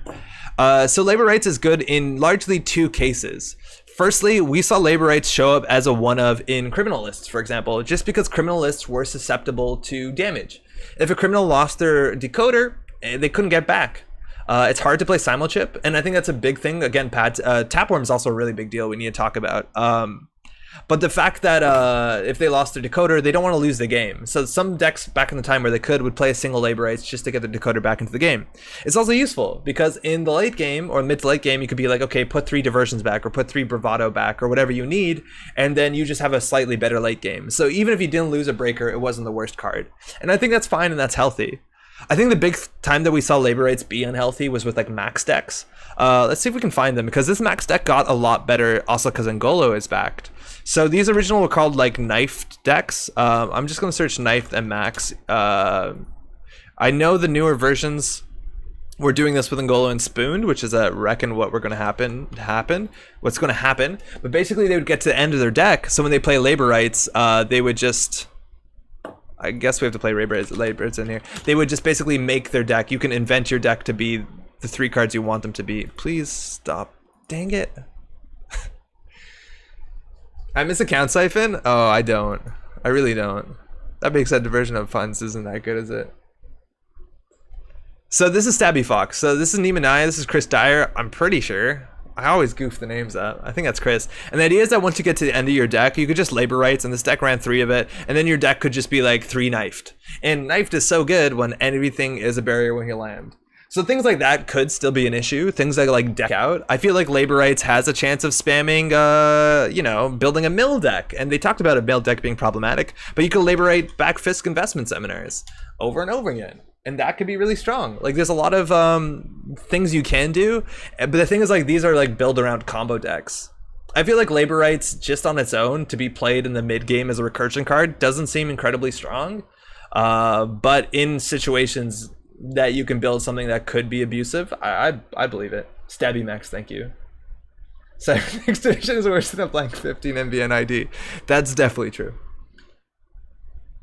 Have you ever manufactured the cards at home? I can give good tips for anyone who needs some. It's basically just good spray glue and a few papers since they stopped selling official cards set some time back. No, we've never made cards. Nisei does like making playing cards and drive-through cards, I believe. You can buy like printed en masse in some printers, I'm assuming in China, cards, and those are very good quality, undistinguishable. So that's largely what most of the community's been doing. For when it comes to printing your own cards at like Proxy Nexus to get like original cards, that's admittedly a bigger issue. Labor Rights was one of a lot in 419 decks before restriction. Exactly, yeah. Labor Rights was nice because if you lost your breaker, you're done. And then even if it's not because of that case, you can just put back some corporate grants or diversions or falsifieds or whatever you need. Without hacktivist, that list would be bad versus acid spam. That's a big question right now, is how good is acid spam? I imagine acid spam is probably all right. Hyobu the most underwhelming otherwise? No, Hyobu is a fine ability. Hyobu, you'll get some credits. Az got better too, right? Because of... what's it called? Because of Pawn Shop? Okay, also Tapworm. I'm scared about this card. It's a lot weaker without Simulchip. I think you're largely going to see this card either install and forget in Criminal, but Criminal has Amakua, so Purging is good anyways. Again, I don't know whether more people are going to play CVS because of this card and Amakua and Palangi, if that's a problem. This card is very, very strong. I feel like it's going to be a straight-up economy engine in Shaper. I feel like you can Simulchip for this all you want in an Aesop's Pawn Shop deck, and you'll probably be fine. At some point, the Corp can't Purge. And on its own, this card is crazy. You can play Peace in Our Time. You can play Beth. You can play Pad Tap with Tapworm. And what do they do? It's so difficult. You run Archives, you get Tapworm down. They Purge. Next turn, you run Archives, you Simulchip this. You have to trash something. Whatever, you're playing a Pawn Shop deck. Maybe that's not difficult. I don't know. And then, are they going to Purge again? Maybe. Maybe that's all you need to set up as a Shaper. Maybe this is your fourth Hyperdriver. Who knows? Tapworm is gonna make people who don't kill Pad Taps to save $3 want to walk off a cliff. Yeah. If you don't trash Pad Taps, this is gonna be a lot worse for you. This is also a really big deal against like punitive decks and any stuff like that. It's like you can't punitive someone with Tapworm. They catch up to you. That's how this thing works. Also installing multiple of them isn't particularly good, but I see why you want to. Interestingly enough, also if this gets purged on that turn, you can Simulchip something else on that table for free. So even if they purge it, it makes you stronger in some extent. Oh, off-cam is Haley sweet with no scarcity. Yeah, I think Geist just wins so hard off of this with no scarcity with their not restricted tech trader. Man, is best defense still legal? Yeah, it is. Or a lot more CVS. I don't know whether best defense is worth it in the meta. I can't think of any other zero cost card. I guess you save a credit on Pad Tap. What other zero credit cards do you want to goof with? I guess if you hate Adam. Yeah, Sandbox is good. Sandbox is really good. Reverse Infection is not worth playing. I couldn't imagine how wild a meta has to go for you to feel happy about this in your deck, as opposed to another card you could play. But yeah, I could see Sandbox getting more play. But if Sandbox gets more play, that means Food gets more play as opposed to 3-pointers. 3-pointers and 2-pointers together, they just don't work out.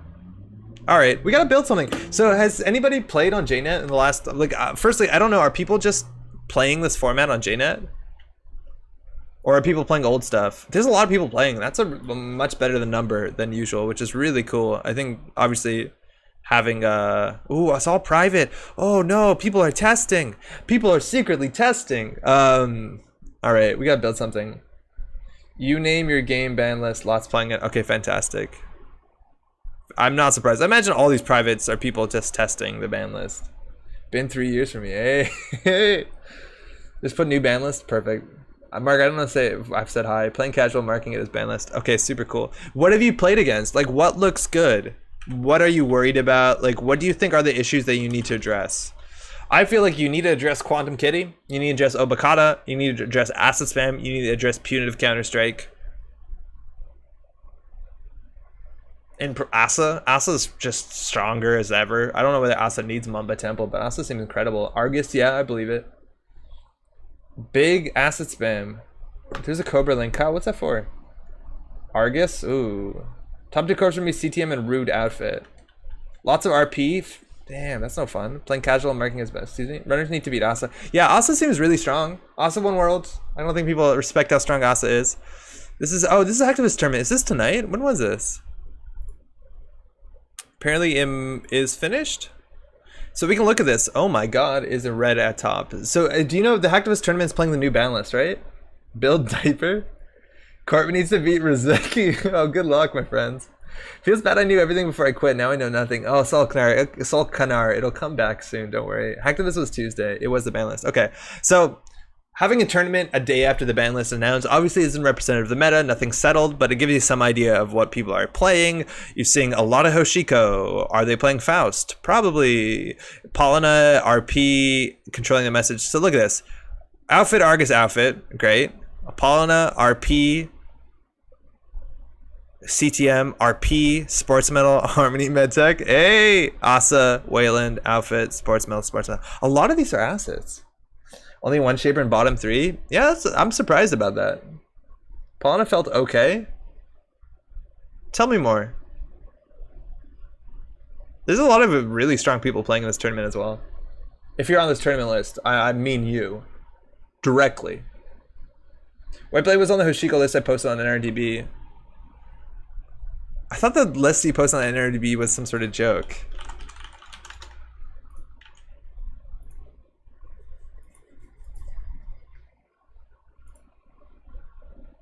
Yeah, what does this do with kills helicopters?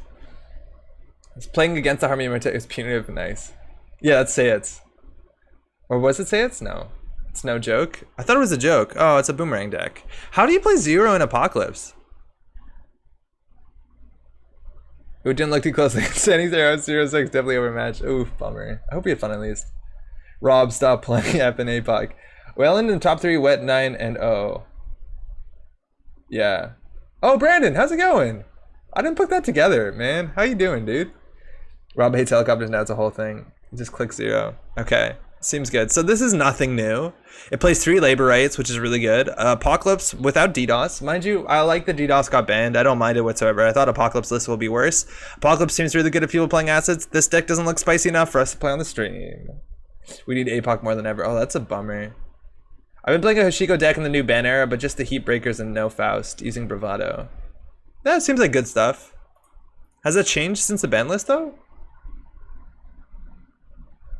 Eric was on Rizekis and Gachapons. So Gachapon got a bit worse, right? Because you can't Gachapon out of DDoS, which is kind of a really strong play. This deck is also illegal because more than one restricted card. Hey. I'm a coup also. It's good. 2 Stargate. Yeah, I could see this being good. I was playing Value Salem's Hospitality and I'm still sold on it. I think it's dope. Explain yourself. How could that possibly be a thing? Oh, this list looked interesting because it's playing Bioethics, and the big deal is that they're playing Bioethics with Prana Condenser, a card that I still can't understand, but I feel like there might be something to it with Bioethics. This plus you need some other support. I guess they're not even running Ronin, but that seems annoying. Oh man, Riot Suppression is so cool in Jinteki. Specifically RP. Requiem for Restricted List. What does the Fox say? I don't think these are anything before. Okay. Well, we gotta build something. I don't know about Aspen. I'm running to Stipe, Stim Hacks, and Apoc. That's cool. I do like that. I think it's easy to tell. It's harder to tell now. It's so much harder to tell who's an Apocalypse deck because they're all running the same stuff. It's like, oh, they have 0. Oh, Liberated Counts, good. Daily Cast, fine. They're running Breakers. Amakua. Like, it's not like, oh, they put a DDoS down. It's an Apocalypse deck. Like, I think that's kind of scary. I guess you do have a chance of trashing it with Geist. I think we're going to do Geist. Man v Trees, what's up? Goof Trap also was undefeated, but unchanged from ban list. It's a bummer that we made a brain damage. Like, we've been playing with some really cool currents, and then obviously they got banned. I'm not upset as a whole, but I miss Kill Switch. Faust Geist? Yeah, I think we're going to do Faust Geist. The way I think about Prana is that it's an econ card, gives you money, cost of trash, and forces interaction on the side. Yeah, sure. I believe it. I just isn't there better? Like, I feel like there's better. Like the ones that aren't two pieces. And also that card got a lot worse without Kakugo. So we do enter good stuff with zero Faust. I think we're gonna try something. I don't know. Yeah, I think we're gonna do Geist. Jankovus, what's up? It's all advanced to just blind Salem's the Apoc if you think it could blow you out. Everyone does it on agenda turn anyways. Are you paying influence for that, or you got that in faction? Or alliance, I guess you could do as well. Alright, we'll try some Geist. You play a lot, Faust 0? Shaper doesn't even have a good card draw anymore, do they? There's no quality time. Been playing a version of your brain damage out of Cybernex division, only need 1/1/3 scored and the agenda suite is smaller. Can you do brain damage without the current? HBO, of course HBO. Oh, that's great. Sam has biased reports. Okay, so I want to play Geist. Geist is classically really fun. It's worth noting. So I used to play a lot of Geist. I was kind of known about playing Geist in my area, but then Geist changed. The Geist that won Euros, I don't know how to play that list. I never figured it out. They really aggressively prognostic Q loop, I think, with the other console, Masterwork, Taskmaster, and I just couldn't ever get it to work. But we'll figure it out. I want to play Faust and Geist because I think it's possible. So issues with Faust, not enough card draw. Other issue with Faust, you'll run out of a deck. And let me tell you, the back is the strongest recursion card. It needs some setup, but it's not that difficult to buy later in the game to shuffle a lot of cards back into your deck. It's twice the amount of counters, and you can ensure you can get a counter return as long as you're running, as long as you have prognostic Q loop. So I'll show you how this works. Let's play one Faust for now. Oh, we can't actually add Faust. I guess we have to change the settings. Okay. Get their hand size to 3. Oh yeah, that deck had Urban Renewal. Why can't they trash the Urban Renewal? Okay, so this is a Faust. Good stuff. And we need card draw. We're Geist. Everything we do draws cards. On top of that, because we're Geist, we have so many ways to deal with ice that aren't Faust. So we can use a boomerang on the run. We can use a grappling hook on the run. So we don't have to use Faust for everything, but we can use Faust for some things. If we lose Faust, I don't know how big of a bummer it is. It doesn't have a trash cost in it, so we can't recur it. We could even run normal breakers. So we'll figure it out. There's a 2.8 setting in Netrunner DB. Actually, Mika? Oh. Cheers. Nice, thank you. So in theory that works. Now the big thing is we want to do recursion, and this is the best bulk recursion card in the game. It only lets us recur cards with trash abilities on them, which is fine because they're all trash abilities when you throw them at to Faust anyways. Heyo. I think we actually want to run 3 of these, but that might be overkill. Finding the right number is, because it's a unique card, whether it's 2 or 3 is hard to tell. I don't know how heavily we're going to have to rely on Faust. We can use Faust as a backup breaker and then rely on our normal tricks of like boomerang and all that other stuff. Also, Gabali and Kangamato did get better because, again, you can play all the resources you want and there's no punishment outside of biased reporting, I don't think. District 99 as well. District 99 might be overkill. I do love District 99, and I feel like we can use District... Oh, District 99 works with Faust, doesn't it? Wow. This card is very powerful. I don't know what we're really excited to recur though, because it's a single card and it has to be in faction. So it'd be like a falsified or a diversion, something like that. Yeah, we might be tight on influence. Throw the extra back to Faust. Yeah, I think we can get away with that. The problem is like the back can't recur the back because the back doesn't have a trash ability on it. Yeah, D99 is really exciting. 2 is probably okay. I think 2 is probably okay. We can always add more if we want to. Okay, at this point, I don't know how you build a Geist deck anymore. We definitely play Check Trader as a 3 of. I'm imagining if we're playing Prognostic Q Loop, which I think we definitely have to. It's an easy way to get the back to fire every turn without having to use a boomerang or something like that. Back to the shack. Ken, what's up? This is a good way to do it. It also is a pretty good ability for running a lot of programs or hardware, which we easily could be. Yeah, seems good. The console is interesting. If we play Master Work, we just save on the install cost and we can install mid-run. Installing mid-run is good for click compression, but it gets cards out of our hand. If there's another console, like I honestly think to some extent we could probably, and like this is how crazy things get, is we could probably play Turntable in here. The other option is to play Forger. Another really good card with Faust is GameNET, just on the basis that when you run, you get a card back, which helps you for the next turn, not for the run itself, unless you're accessing traps. We also have the possibility to get to 2 credits, but I don't think we're going to be running that much that we get too much value out of this. Fenris. Fenris is not that necessary, I don't think. Like, what does Fenris get us? It gets us Haley, which is cute. Fenris is expensive in the early game, which is not good. Fenris also can get us Quetzal, which could be relevant. It's interesting. I don't know. We want the max usage out of the back. We do.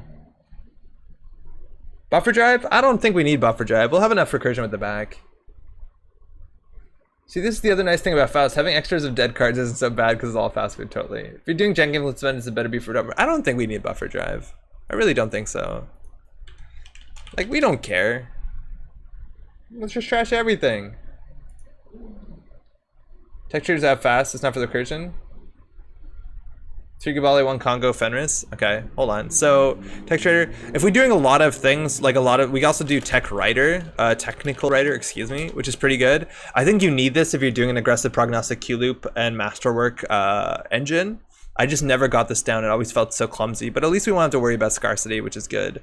We want to run a lot of hardware, so we're running 3 Boomerang. We have prognostic Q loops. I imagine we want to run the whole suite of spy cameras. Maybe that's too many. We also need a way to win. We don't have real multi-axis outside of spy camera, which is not really multi-axis, so I don't know whether we actually play a Stargate in here or something like that. What did Geist do for multi-axis in the the list that was played by Pincel? If you buffer drive to a bottom card, does that trigger the back? If you do during a run? Yeah, it does. It will, because it's May, so you made a choice. I never have to hear Spooky Town again? Yeah, you don't. Stargate for Pincel? Okay. I'm in on that. Yeah, so in theory we could run buffer drive. I don't think we need it. Prognostic will fire it regardless. Legwork? Yeah, you can run a single legwork. Now this is where I thought that Mad Dash was still legal because they didn't mention it in their article, and it would have been so good in Geist by a huge margin. I reckon we can play a single hostage. I've never been a big fan of hostage in Geist. I always feel like you can just high roll into it. Apparently that's not the case. I don't know modernly if we play gambles. I think also I'm not 100% sure whether or not we play class act. I reckon you probably do because it's busted good. Turning wheel, yeah. DJ Fenris, yeah. Fenris, I don't know. Fenris is like bad in the early game. It's expensive. Okay. 2 class act seems like a lot. I feel like we need like a Miss Bones or something just so we don't get rolled by acid spam. Jampy Dampy, how's it going? Welcome.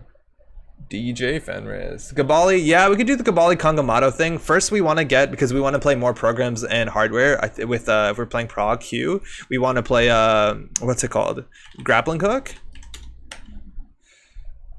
There's a chance this is enough. Also, do we play simul chips? I think we do play simul chips. And simul chips is incredibly powerful also if you run the other breakers. 1 hundo in class act.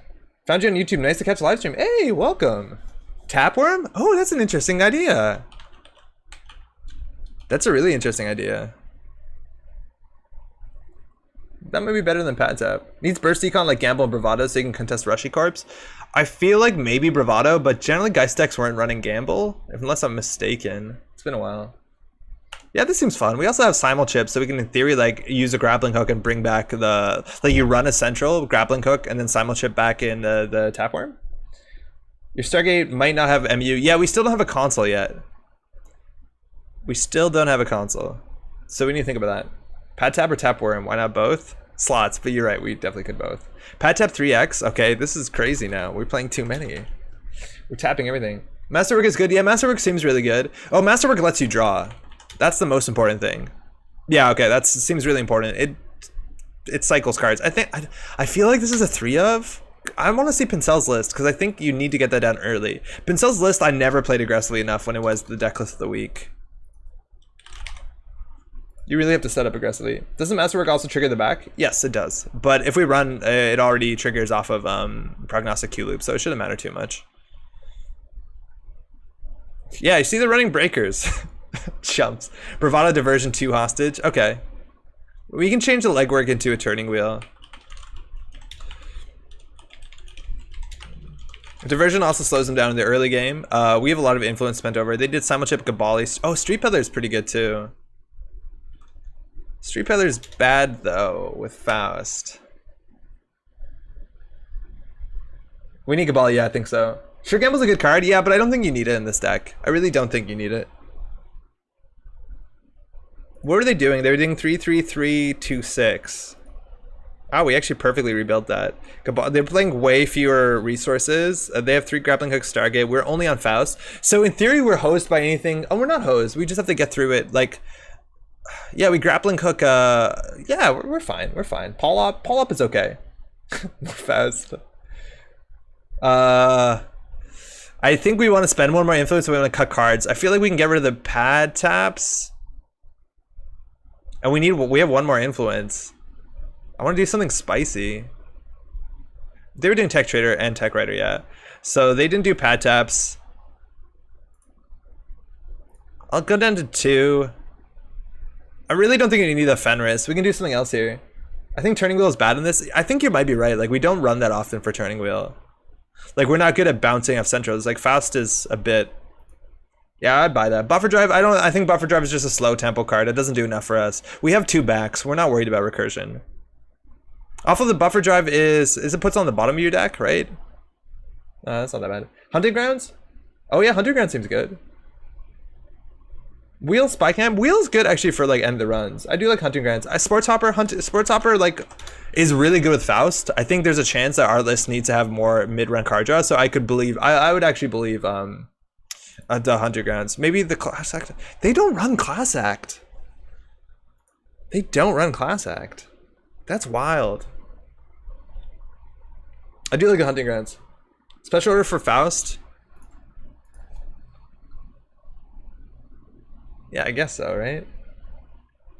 We also can play Falsified if we really care. We also can play Most Bones. And Geist and Faust, you do a ton of cards.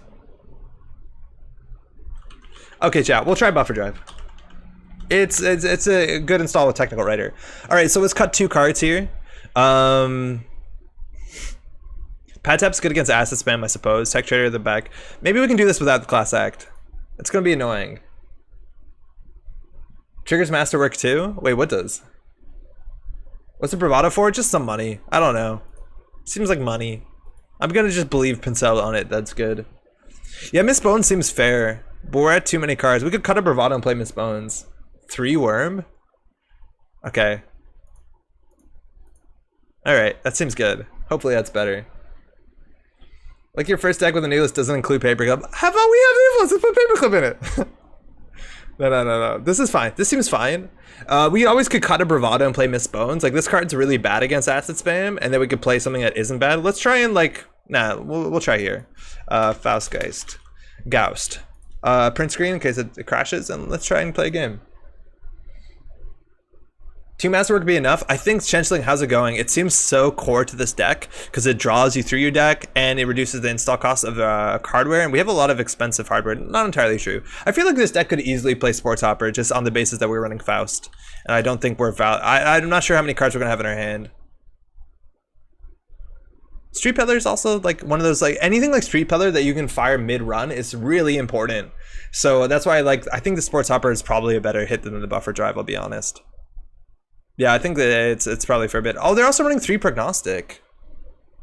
Oh yeah, they're very aggressive with Prognostic. We'll see how unreliable our deck is. But yeah, I would believe them if they think 3 Prognostic is important. Oh wait, that's not right. Doesn't make hardware cheaper but more expensive. No, it makes it cheaper. Wait, I'm thinking of As. It makes it more expensive if you do it mid-run. I thought it just makes it cheaper. Oh, it's 1 more, never mind. It cycles though, that's good. So when you install cards, you don't lose cards? To Faust, Geist? To Feist? Feist.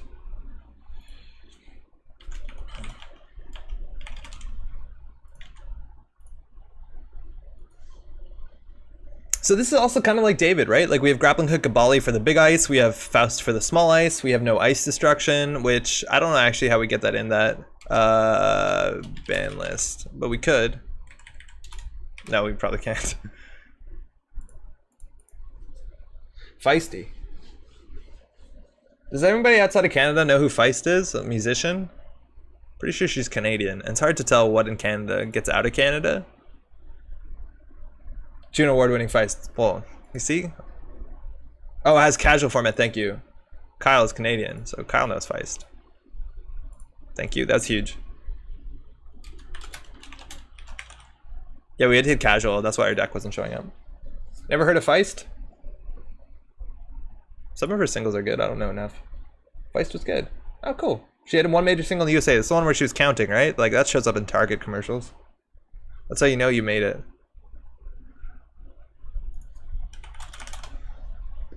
Jay Wayland. GameNet, okay.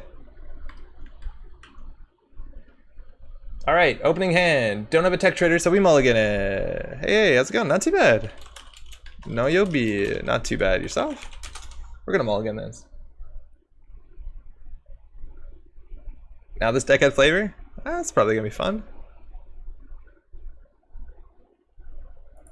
But they still have no quote. Bummer. Alright, if you're just tuning in to Metro Grid, we're playing with a new bang list. This is the first time we're trying it. I have no idea what we need to play against. Well, mulligan for tech traders. Well, hey, we got a pad tap, which is pretty good against GameNet. Thanks, you too. I feel like I haven't played Never in a long time. We're just used to Tabletop Simulator now. Oh, I don't know if you noticed on the video, we now can do timestamps in like the description.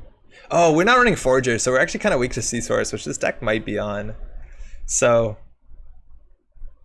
I think you hostage out for the thing. The thing is, like, we don't have a good fire for it.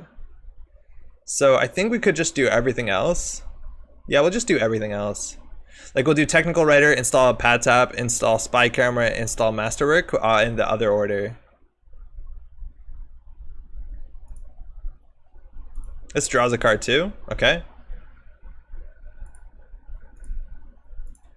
Good. We're off. I noticed it's really useful. Oh, glad. Glad. Is there an action window to pull up a Rashida? Yes. Yeah. Trash the pad tap, that's good. And this is not scrolling. Hostage for Trader, yeah, I think we're gonna do it now. We can draw once. In theory, we shouldn't have installed the Spy Camera. We should have waited for this turn so we could get a free card draw. Like, it did not give us an advantage to pop it. Oh, now if we run Archives, we can play Tapworm, and then they purge, and we get no value from this. So I don't think we want to do that. We get Technical Writer. So here we could hostage for Tech Trader, but I don't think we're doing much. This is why I don't love DJ Fenders. You draw in the early game, it's garbage. No, we didn't add a special order, did we? Ugh. We don't have a hardway install here. This sucks. So my Edward Kim Gang Sign Imp deck is dead. And my PE2 of my 3 main decks. I'm sorry, Zach. Welcome. I saw the timestamps on the Sunday video. They're super useful. Oh, glad. I grew up in the States but live in Canada now. My wife loves to test my knowledge of Canadian pop culture. She loves to make fun of me not knowing Mr. Dressup. Mr. Dressup was kind of the shit. Drop Fenders from Buffer Drive for third simul? Yeah, that might be right. So if they installed a remote, that's where you like go in on the Tapworm. I really don't want to hostage for the Tech Trader yet, because like, what are we gonna do? I guess pop the Spy Camera. Yeah, maybe that's fine. We'll try it.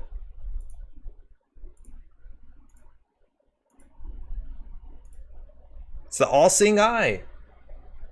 That's an issue. This is why you play Forger as your console, but we are doing Masterwork. So now we can install Prognostic to draw a card. Everything we do puts credits on the Tech Writer. If we run, we're weak to C-Source, all hits. C-Source, All-Seeing Eye, which is going to be absolutely disastrous. Again, we just can't afford Fenris. So I'm going to throw him out. This is probably really good because of both Turnpike and Data Raven. This is a struggle. I don't think you hostage the first trader with hostage. You lower the density of the other traders and don't pop trashables early anyways. We popped one that turn, but like, I kind of agree with you. We did not need to do that this turn. We spent 2 credits to gain 1 credit back and we wasted 2 clicks. Install advance, easily Bologna. If we run and get our Tapworm down, we could get just C-Source wrecked. So we'll draw. Okay, we can do 2. That's obviously worse. So I think like we can run archives, tapworm, credit, and then if they see source all seeing eye, we lose the game. This is so bad.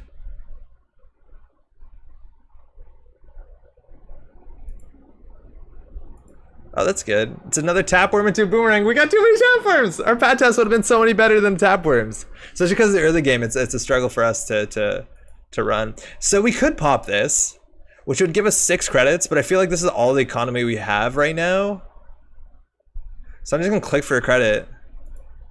It's bad regardless.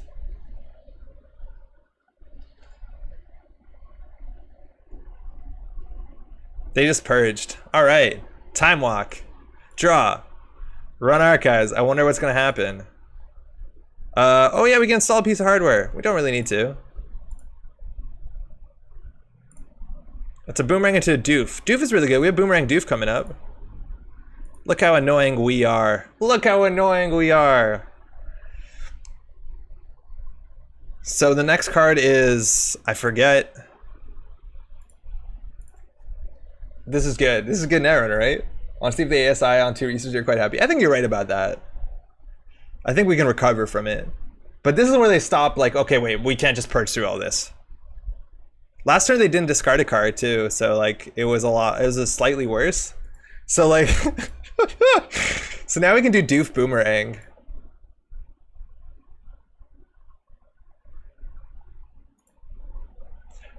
It's unfortunate, like I guess we just install this. And then click for credit, and I think we throw out a... We have to throw something out.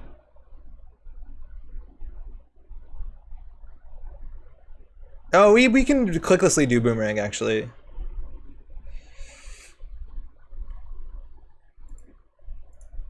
I don't know.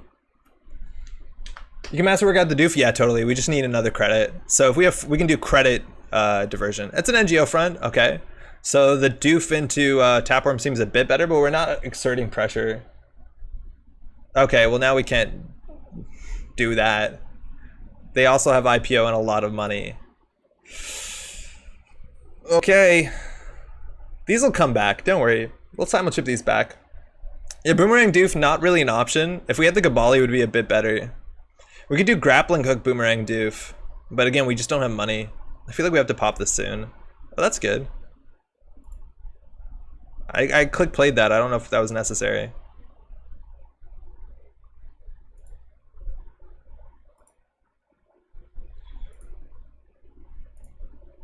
Now this looks terrible, but I just wanted to install cards. More senior taps. Oh, it's Rashida. Yeah, we only have 1 pad tap, unfortunately. We cut them for tap worms.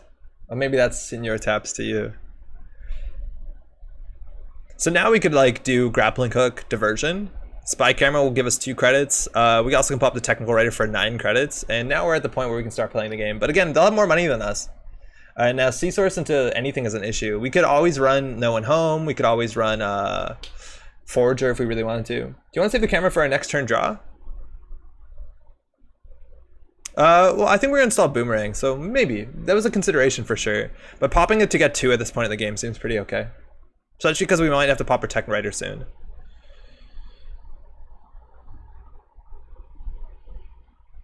This is also really important against Faust. With Faust with IP block, excuse me. Okay. Yeah, let's look at the top. It's a macrophage.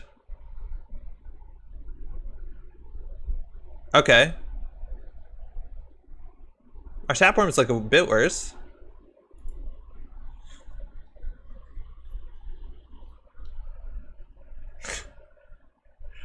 I will keep setting up, huh? Alright. So we can get the grappling hook down, and then we have to click for credit awkwardly. Not amazing. Ugh. This is clumsy. The simul-chip gets us back a tapworm after we use the grappling hook term. Like, that's pretty good. It also lets us do double grapple. We don't need the back this early. I'd rather do this. And then next turn we'll pop the technical writer for 11. Gonna hit you with the Arya tech? Yeah, they might. It's time? Yeah, I think we're at the right now at the point. Right now at the point where I don't know. This is like, imagine this is just like fly on the wall something. I guess they need to biotic it or something. But fly on the wall seems really strong as well. The Arya attack is fine when we're at 0. Uh-oh. Okay, double advance. So like this could be fly on the wall into All Seeing Eye, and we probably are game over. Yeah, this deck could use special order for sure, but I think we're set up enough. We also don't need to run Faust.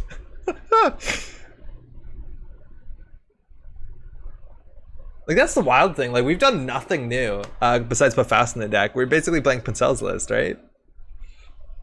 Like Tech Trader not being restricted doesn't change anything besides we could in theory play Paperclip. CU still Eagle? Yeah, right?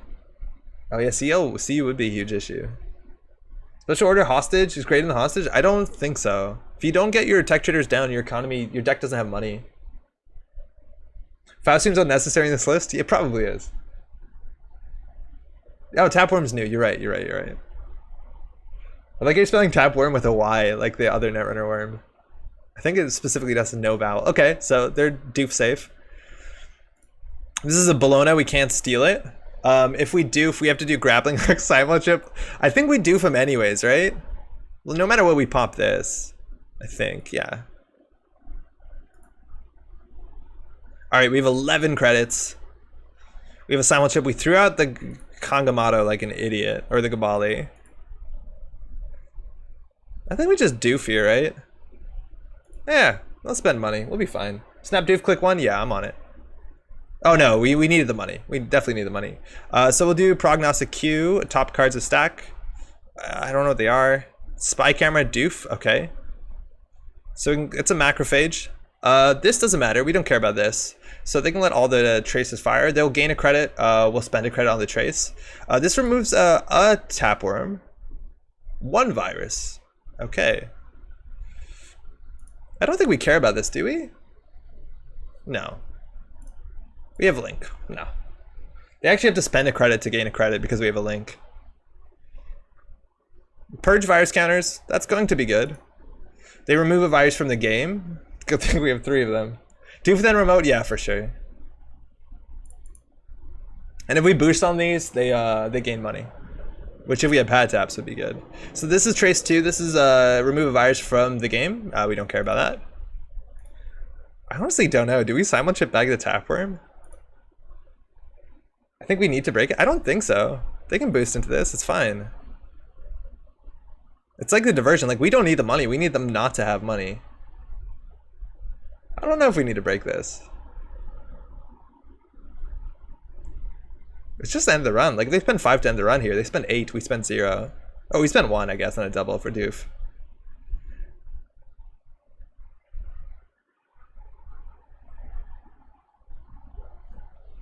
This card seems a lot better. With the Tapworm spam, we spammed him. We gained extra turns. That's good. Do you know what they can do in extra turns? Get that 3 credits they need to trash a pad tap. Oh, they didn't boost. Okay, nice. Oh, that was on us? Get out. Oh. So we can still run the remote and then, okay. We also can like cycle boomerangs, but we have to do it at the beginning of the run. Let's see how this goes for us. We have Bologna money. We could install a boomerang here, but I don't think we need to. I'd be cautious with the contest this remote afterwards. Should worry about C-Source. I think we should be okay. Okay, so this we can't break unless we pay 3. Huh. Fausting this is easy, right? 2 cards, 2 credits. So this is why you play Corroder. Or Paperclip is better, I guess? No, I don't know. It's 4 no matter what you do. So we could grappling hook and then pay 3. Yeah, that seems fine. Because we get money too. To not break. Oh, that's cool.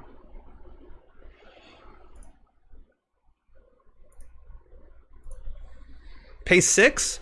I'd rather grappling hook, because then we can simul chip grappling hook the next one. They don't have a lot of money, so like the Tapworm play isn't even amazing. I think they'll just purge.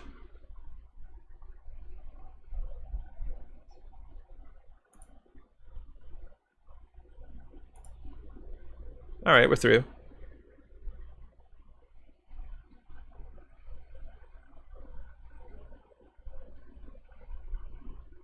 Totally. You got it. Close enough. Okay, so this is good. So obviously, well, Hunted Grounds that. We missed the trigger.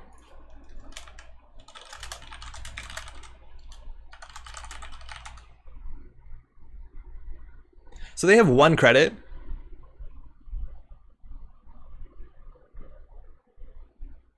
Or 0 credits it should be. They don't get 2 because you only lose 1. I don't know why. Wait, what? No, they should get 2. Oh yeah, hold on. You're right. They did that wrong. Unless the runner pays? No, it should be fine. This they shouldn't get the toll booth. You shouldn't get the GameNET on that one though, no? Is there somewhere I could read about the changes to the game, a starting point for returning? Yeah, Nisei.net's a really good place. If you want resources also, you can go to nearearthhub.net, I think it is. All right, so this one we actually can't get through, unfortunately. We can't grappling hook it. This is where you play the Gabali, but they're on 0 credits. I feel like we're fine here. So we're just gonna let all subs fire. We can't get through this, can we? We can't boomerang from hand. We can only do the beginning of the run, so we have to throw out something here. I don't think we need another masterwork, but now we're probably in a pretty good spot. That's not likely an NGO front. If we had our Stargate here, we're okay. So if it's a Bologna, they'll have money. So I feel like running R&D and getting down the next Tapworm seems cute. We also could just cycle and see if we need to run R&D. There's probably an agenda in HQ, but we really need that Stargate, so we'll cycle. We got another doof, which is pretty good. It's a preemptive. Okay. So we got our last Tech Trader, so now we're just value. You want to get as much value as we can for the boomerang. So I think we'll just put the Tech Trader run HQ. We'll lose our last Tapworm. I don't think we need to install that. I guess we do if we res the boomerang. But we'll run HQ here. We actually could doof here.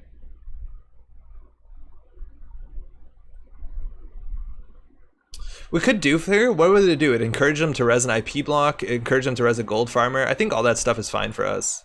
They also could boost into this trace, which is fine. Run remote? We actually can't. We need a Gabali to deal with the toll booth or a Faust. We'll do prognostic Q loop. Oh, we should put the back down at some point. No thanks. It's a prognostic Q loop masterwork. Okay, so 2 dead cards. Trader in the back. Yeah, I think we need to get the back down. Just get that recursion working. So they can let all the subs fire. This is a bit tedious. Boomerang breaks both? Oh yeah, we could boomerang it, you're right. You definitely could boomerang this. Actually, we can't do both of them. I don't know. This has to be a Bologna. Which if they score a Bologna, they're at 6 credits. I don't know. I think we definitely wanted to get down our back just to start getting value on it.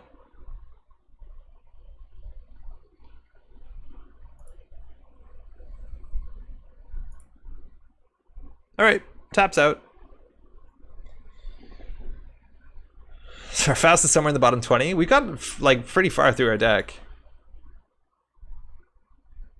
All right, second ice. We'll approach.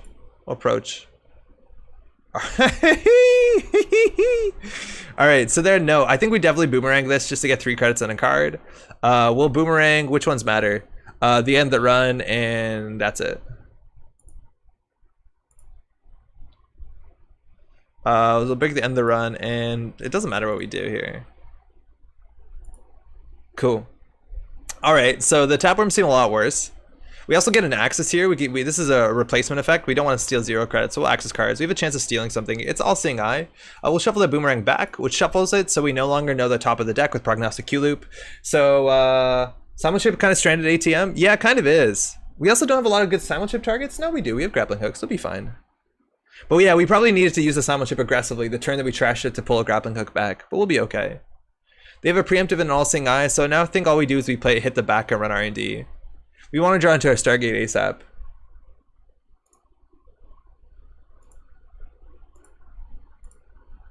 So prognostic Q loops shows a top 2 of our stack. No thanks. It's a 2 bravados, so that's really good here. If we click to draw, usually you don't want to click. Oh, this should have a counter on it. I don't think it's automatic.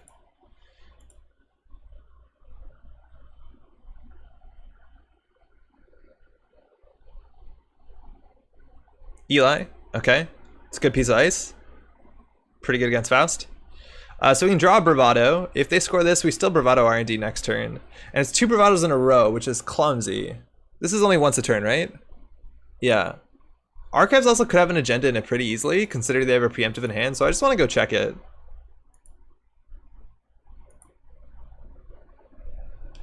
ASI's and guys with 3 tech trade on board, yeah. If we end our turn with a tag, we're in such a bad spot. They threw out Echo Chamber, which means they're probably on the 3-point suite. That's a big surprise.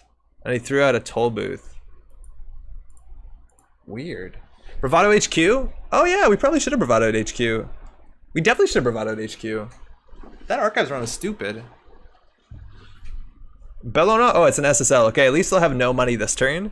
So we can just like bravado HQ, we can bravado R&D. We know their hand is Eli, All-Seeing Eye preemptive, so the HQ run seems a bit less good. I'd rather do R&D. We draw into another bravado. I want to do that just so we get more value out of the prognostic Q loop. They might be on a punitive list. So prognostic Q loop, top of the deck. No thank you. It's buffer drive. Again, I don't know about this card. And spy camera. Interestingly enough, if we kept the Fenris for this point in the game, it's really good, right? Because we could become, what's it called? Quetzal and deal with Gold Farmer. That saves us some money. And spy camera. Okay. So this gets a counter because we've used it. And we're not going to install the buffer drive. We could.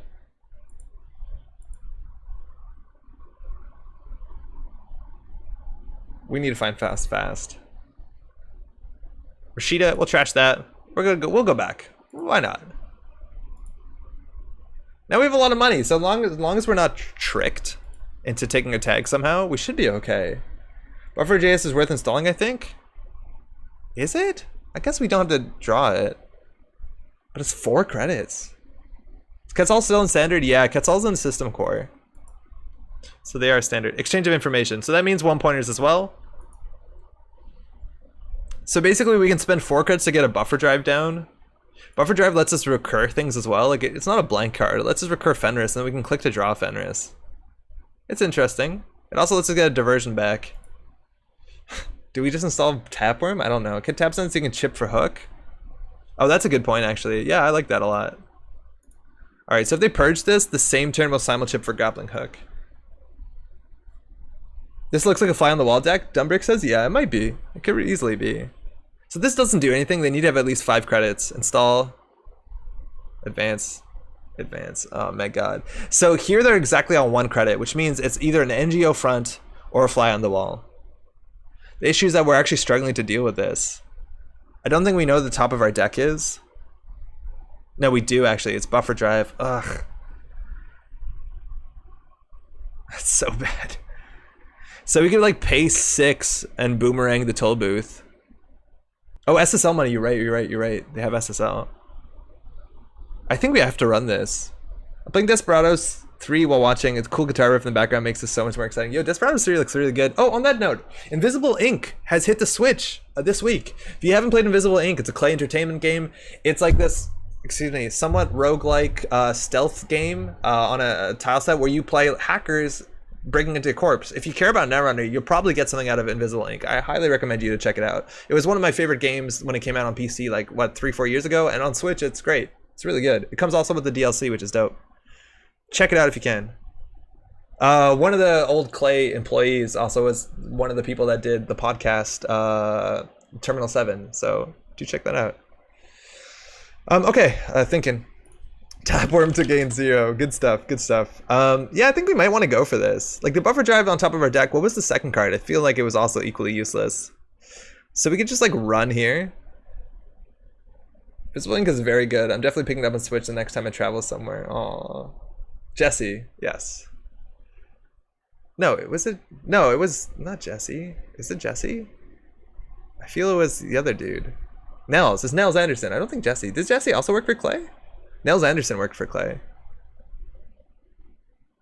Okay, so we can get in here. We know we can get in here. And I feel like we need to. If that's an all-seeing eye, we lose. So I think we're just gonna boomerang this toll booth. We can do it clicklessly. Yeah, it seems fine.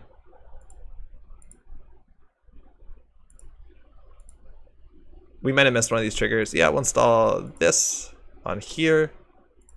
Boomerang on here. Buffer drive, spy camera, but we drew one. Oh, that order is awkwardly. It's showing us the buffer drive is in our hand. We should see one more card. That's unfortunate. We also know there's a spy camera, so we can pay a credit to install the spy camera, which we can pop to gain credits and make more money. So we'll continue to encounter this ice. Let all subs fire. So they'll gain 2, we gain 6.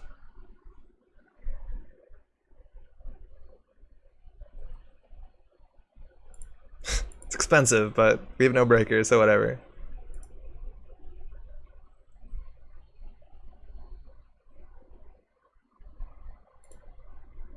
Oh, excuse me. Prevent a win encountered. So continue to encounter ice. We'll boomerang this bad boy. So we gain 3 back. Oh, we definitely wanted to install that for a credit there. Yeah, we missed that trigger.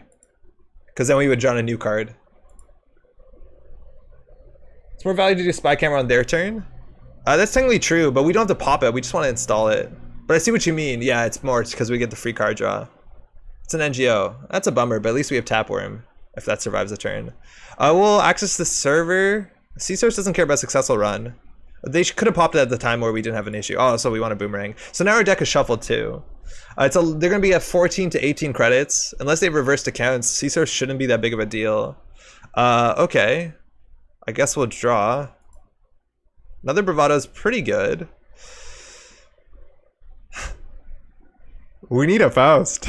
We need a Faust stat. Guess we can draw once more. Another Boomerang is really good. But we definitely need a Faust.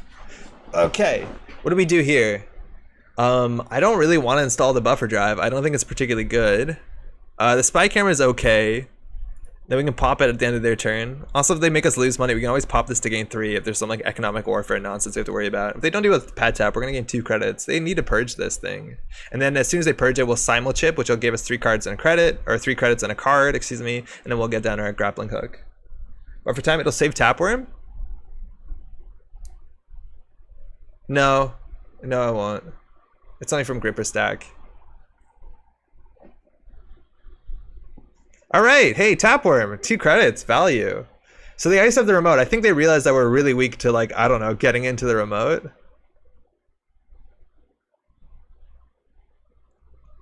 Okay. Do we just blind list? We could consider blind listing prognostic Q loop. Grip or stack only. Wait, what? Yeah, gripper stack, not the installed. Yeah, totally. Okay, so I don't know, this could be easily Rashida, could be an echo chamber if they're not on fly on the wall stuff, and then we're still on game point, but they have a preemptive in hand, and 2 NGOs are out. So we could just bravado here. We could also clicklessly install a boomerang and bravado this. I feel like that's fine. Yeah, I think we'll just do that. We don't need the money. We're weak to the 3rd macrophage if they're on all 3. Macrophage is really cute with people that don't have a link because they pay into the last one. Okay, so we can do Bravado, and then we'll quickly install Boomerang. Okay, so we'll Bravado R&D. We'll do Prognostic first. That's so not good for us. I guess we'll do it on the innermost? I don't know. It's a Faust into a Boomerang. Okay, well if we clicklessly install the Faust, we would have been fine. So we have our Faust now. Oh, no. Thank you. Spy? Oh yeah, you're right, we probably should have. We don't need to. You're definitely right, I forgot we had that. This is just a bravado value run, which we probably should be doing for the remote anyways. We shouldn't be bravadoing here for no reason. Yeah, that's totally wrong. We definitely should have been spying there. FC3? Okay. Interesting. Well, I think we're gonna boomerang that. Force a runner to pay 3 or trash an installed card. I think we actually can trash an installed card. I think we can trash our prognostic Q loop. We have another in hand.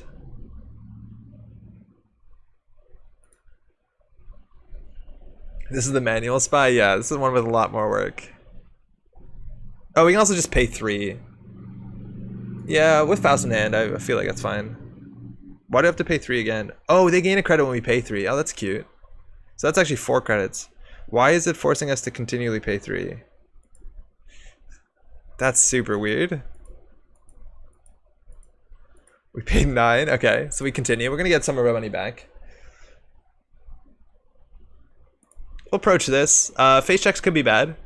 Again, most of the traces we don't care about. If it just ends the run, I think we're alright with it. C3 was classic in EOI as Mario List. Really? I don't remember that.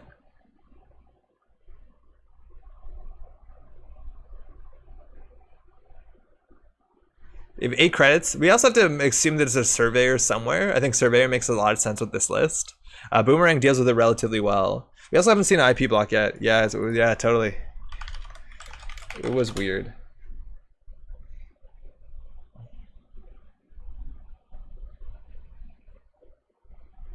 So now I guess we do Faust into buffer drive. I wonder if we even have enough trashables, like whether we get too much value from the back or not.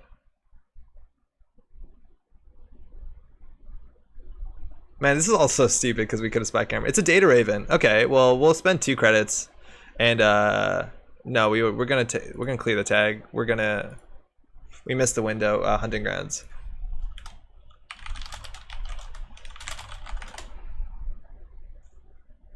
So they're getting another credit off of this. We probably should have just trashed the card. They would have 1 credit fewer.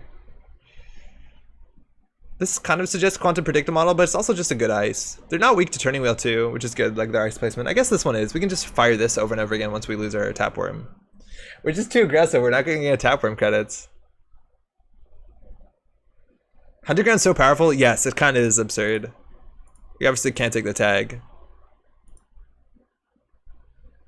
And we'll get more money off of this. IPO, value axis. All right, so good. I forget what the top of the deck was. We could have prognostic queued in the middle of that if we really needed to. We shuffled our deck. We could do Boomerang Faust to run this remote. They're gonna have 8 credits. What are we weak to? I think it's the Echo Chamber. I don't think we're weak to too much. Do we now play Buffer Drive? Buffer Drive is a lot better when we're using Boomerang a lot because it shuffles your deck. So cards that go into the bottom aren't lost. But I don't think we have the sustained card draw for Faust while we do have the credits. Like, this seems a bit not amazing.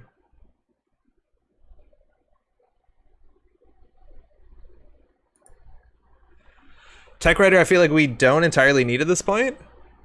So I think we're just going to stall Faust. Do we need Buffer Drive? Do we need Buffer Drive? Yeah, whatever. We put in our deck. Our back trigger's updated. It's manual. See if it's worth the access. Buffer Drive into DJ Fenris. Tails, how's it going? I missed that from a while ago. BD saves Faust cards. Yeah, it totally does save Faust cards. It also lets us recur Fenris if we need to, just like Tails is saying. It's slow though. I don't know how good Fenris is. Uh-oh. Advance credit. We know they have an IPO in hand. Tapworm just gave us 1 more credit. Good stuff. Tap them. We did. It's good. So this remote. This is 2 cards. The issue is that we're probably gonna have to boomerang both of these. Like, this is probably a surveyor. Ugh. Overdrive triggers the back with Faust, right? Yep. But like every run we make, we've triggered the back anyways with prognostic, so it's not an issue. But you're right, if we didn't have prognostic, it would trigger. It's just as soon as we make a run, we get a free trigger on the back, because this is not a... You may look, so we're always going to do it. Thinking, okay, so fly on the wall again, incredibly lethal. Spy camera ended their turn. Does that matter? Only 3 cards of Faust Toll Booth. It's true. SSL endorsement. Okay, obviously that's a strong agenda. Oh, we also drew the Gabali, which is really good for this remote. So now we can do just Boomerang here. Gabali. And then we can run this. SSL is gonna go into hand though. I think we have to go here though. The chance of it being an NGO is really low. If this is an IP block, we're gonna have to give the tag. We're gonna have to hunting grounds that. This card's also not unique.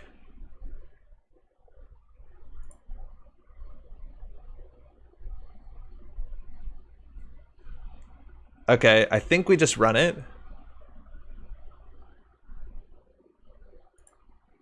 But hold on, before anything happens, we have to do a lot of triggers. Firstly, we'll do prog Q loop. Why does this keep happening? So it's a technical writer into a boomerang. So we know we can now spend a credit mid-run to get another boomerang down with prognostic Q loop, which is so good. It's an Eli. Oh, we knew that one. Okay, so we'll definitely boomerang that. And then we can consider just boomeranging a Scold Farmer. Is this whenever? Yeah. That's so good. Okay, continue to encounter ice. So we'll boomerang this one. Oh, it drew us the boomerang! No! Whatever. Pass ice and continue. Okay, so this one will continue to encounter. We'll use Faust. Oh, it's been a while since we used Faust on GameNET. That's so cool. Feels good. So we'll break, trash this. Yeah. Break, trash that. Pass ice and continue. We lose 2 credits, they gain 2. I forgot what we draw it. Oh man, it's so clumsy. Don't forget to add the back counter. Thank you. The sports state also shows how busted Mad Dash is. Imagine just not caring about tags and instant winning from 0 points. Yeah, Mad Dash would be super good. Mad Dash is incredibly strong. Faust. But like, we're now set up as long as we have like a consistent engine. And this is why the sports hoppers are probably very important, because sports hoppers is a card we can recur. It draws us 4 cards. It's free. Like, it seems so good. Oh, I forgot to do hunting grounds, didn't I? No, not yet. Like, I think we need the sports hoppers. This thing will Gabali for 3 cards. No, replace itself. I think NetJung is saying use buffer drive for Faust. We did. It's only the first time. We did. We put something on the bottom. Is that the last NGO front? Oh my god, really? Oh, it's a Bellona. Okay. So we're now on 12. Shuffle Boomerang back. So they're on 6 credits, we're on 12. We know there's an SSL on top of the deck. So we can't run it. It's hard to run right now. We could Boomerang the Fairchild and run through it. We would gain 3 credits. Okay, wait. We might actually be able to do this.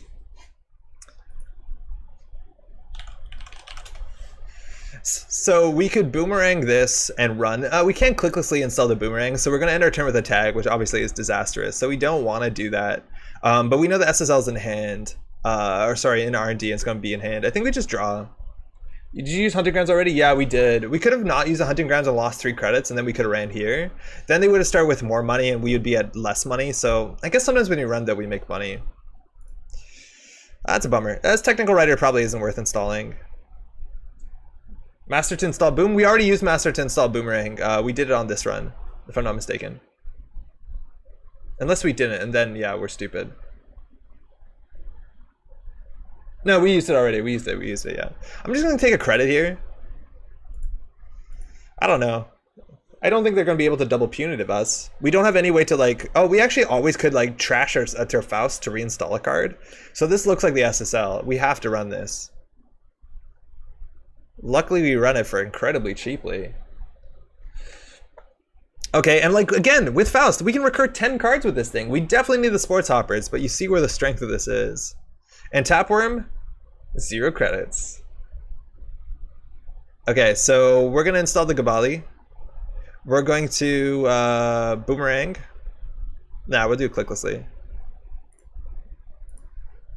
So, oh man, this is so annoying because this interaction doesn't work well on GameNET. Like, we should be able to see the top of the deck fully before we have to commit to the boomerang. So I'm going to do it manually.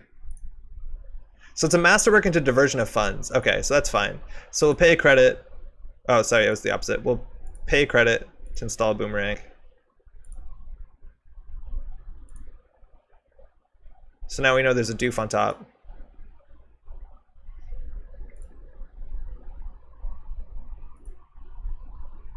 So we draw the doof. You'd be up to some fun jank. Yo, we drawing a lot of cards. Oh, we gotta put a counter on the back. We probably pop the back soon. We can counter this. This is only one real card. We break with Faust. So we'll trash the... What will we put on the bottom of the deck? I guess the technical writer. Put that on the bottom of the deck with the buffer drive. We'll put the prog Q on the bottom of the deck. Continue. Back counter got it. Thank you. We almost missed it. We're getting better. Soon we were at one point really good at Geist triggers. We'll get back there. This thing has saved us like what, 12 credits so far? Gabali drawing another card. We're gonna run out Gabali's, but oh, it was target. We can win. So we're assuming that this is the SSL. Geist Eco 2 strong. It's really good. Corp phase, Axis 4.3. You got it. It's an NGO. Oh no, we've been bamboozled. So the SSL's in hand. Okay, well that's an issue. Because in theory, they have the money to C-source into All-Seeing Eye, which would be disastrous. So how do we deal with that? If we had any of our triggers, we could get the money. So in theory, we could simul-chip to trash the pad tap to install a grappling hook, and we'd gain 3 credits. Is that worth it? What do we do here? Getting the simul-chip in the bin's also good because we can get it back with the back. Getting Bravado's back, I guess we can't really do it. Is this a... No, it's a moving game. Pop back and get 3 credits? I think we need to. Run HQ for free? It might not be free. Jogging's saying yes. I don't know, because this, like, we'll lose the Tapworm. Or Doof? The back is in trash can. No, I know it's not. I was thinking of simul-chipping. Here, we could Doof. How bad is it if the doof doesn't land? Like, if we hit a surveyor here, we're in a really bad spot. I guess then we grappling hook it. Maybe that's fine. Yeah, let's doof. We'll doof. It's a bit risky for sure. Pay 1 to install a hardware? I thought we did that. Oh no, because we manually overrid it. They purge the worm, you get simul-chip. It's true. Oh yeah, because they'll purge it here. Oh yeah, and then we can simul-chip. That's good. That's actually really good. We can do both things. Yeah, that's really strong. It's a lot of cards with pass to get through this one otherwise. So we lost our 3rd Tapworm. Is this GameNet deck on Cyberdecks? No, it looks like based off of the fact that they're playing Echo Chamber, which is weird because I don't think we've seen Exchange. I think we've seen All-Seeing Eye. Have we seen Exchange? Maybe they're on 2 1-pointers, but I think they're all on 3-pointers. Remove it from the heap though. I'm not gonna recur this. Like now, once we pass this ice, we're gonna simul-chip for a grappling hook, which actually gains us money. Yeah, we've seen Exchange, so they have to be on some 1-pointers, I would assume. Unless they can exchange the Echo Chamber, which they can. It's just, like, tedious. I assume Quantum Kitty is, like, a thing. Jampy Dampy. Yeah, we did. We saw All-Seeing Eye and we saw Exchange. We didn't see Closed. So they're not boosting this one, which is good, so they don't get money. Here, before we pass it, before we approach, excuse me, we're going to flip this, gain 3 credits, and we'll install the grappling hook for free. And now we have money. And now we can approach this ice. Continue to counter ice. Cool. Drive the worm? Or is it not a thing? No, you can't drive the worm. This is only from stack or heap. Grip or stack. Yeah, not heap, of course. So no, you can't. You can't recur the worm. There's no way to recur the worm. You can't dummy box it because the corp trashes it. Or no, you trash it, excuse me. You could retrieval run it to get it back, which is fun. 3 credits for a worm might not be the worst. This last one matters, because they could boost heavily into this thing. Oh, we could have grappling hooked it. Wow, they didn't. We also could access here. Like, we know there's an SSL in hand. I will do the doof. Alright. Honestly, things are pretty good. Getting another agenda point would be very valuable. Like a notoriety is kind of hard with this deck, but like that's the issue with 3-pointers. You still need to hit a lot of agendas. We do have the Stargate in hand. Unfortunately, the R&D is actually really tight. Cricket IPO. Back counter, I think we already got it when we ran server 1. So we can just run HQ here. Like we know that there's an SSL in there. We also know there's a preemptive. We also know that there's an All-Seeing Eye and probably an Exchange.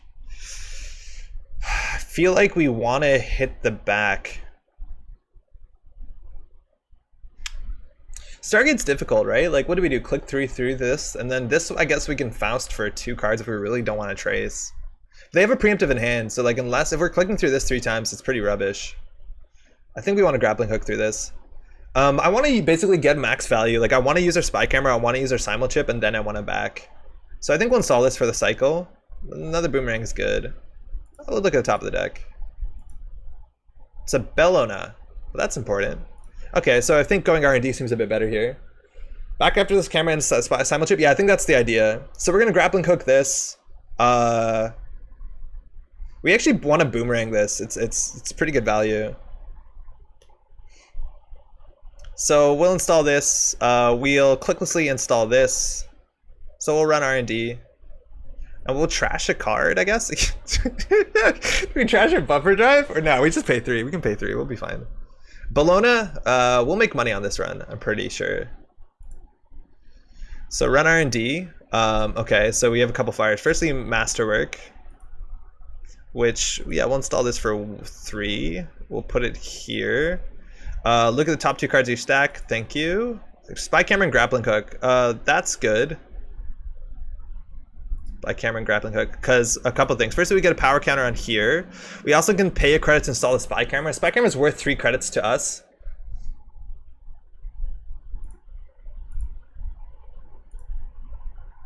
What was the next one? Grappling Hook? It was a Grappling Hook on top? No, Boom the Raven? Why?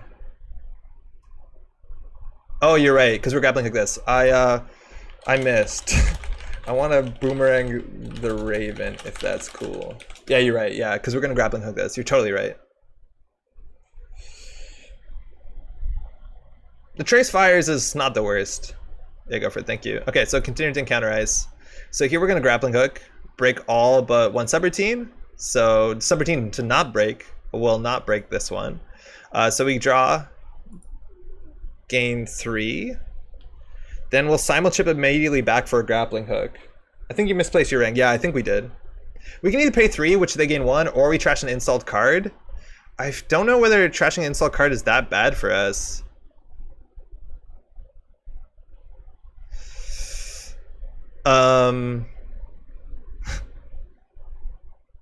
Like, do we trash the buffer drive? No, we can't recur it. No, that's probably not good. I think we'll just pay 3. They can gain 1. Yeah, I think we pay 3. I think you're right. Okay, that one only fired once, which is good. So this one will definitely do this. We're gonna fire all our triggers here. Oh, too many triggers. Simul chip. We'll install back our grappling hook. Oh, what the fuck? Oh, I trashed that thing. Wait, what happened? Where did my card... Oh, I apparently just trashed it to... I don't know what's happening. Oh my god. I clicked the wrong one. This is so clumsy on GameNET. So many triggers. We're gonna undo this run. Oh, that's so annoying for our opponent. This run takes like 2 minutes and then at the end we goofed it. Oh, that's so bad. That's embarrassing. Okay, now to remember all the triggers we did. Okay, so we are running R&D. At least we can get the boomerang done, right? So we'll do masterwork, pay credit, install boomerang on the Raven. Okay, look at the top 2 cards of stack. Yes, it's spy camera and a grappling hook. Good stuff. So we'll use prognostic Q loop to pay credit to install spy camera. It's like we haven't practiced this. Continue to counter ice. Good. Under needs a memory upgrade to run this program. Ooh, that's kind of harsh. You're right. All right, so we're gonna grappling hook this, break all but 1 subroutines. So 1 not to break, we'll do this one. So Geist fires, we draw a card, gain 3. Let all subs fire. How long have you been playing on GameNET? Yo, Geist is tricky. Let me move my head. Got a camera down there. Back trigger, thank you. That's a good one. This brings back 14 cards. It's crazy. We have another one. Pay 3. They gain 1. We'll continue. I'm going to, before we do anything else, simul chip back. Geist, draw 3. Target for simul-chip, we'll install the grappling hook back. We're not going to use it this turn. Now we'll do the right one, prevent when encountered, continue to counter ice. We'll boomerang this, shuffles our deck, 3 more credits. Press ice and continue. We steal for 5. We can always pop Spike Hammer for 3. In theory, the winning agenda could be on the top of their deck. And I think we want to check it because last click is the back. So we'll check. It's a Surveyor. Okay, no surprise. Now we have too many cards in hand. Actually, that's really unfortunate. We shouldn't have popped it there.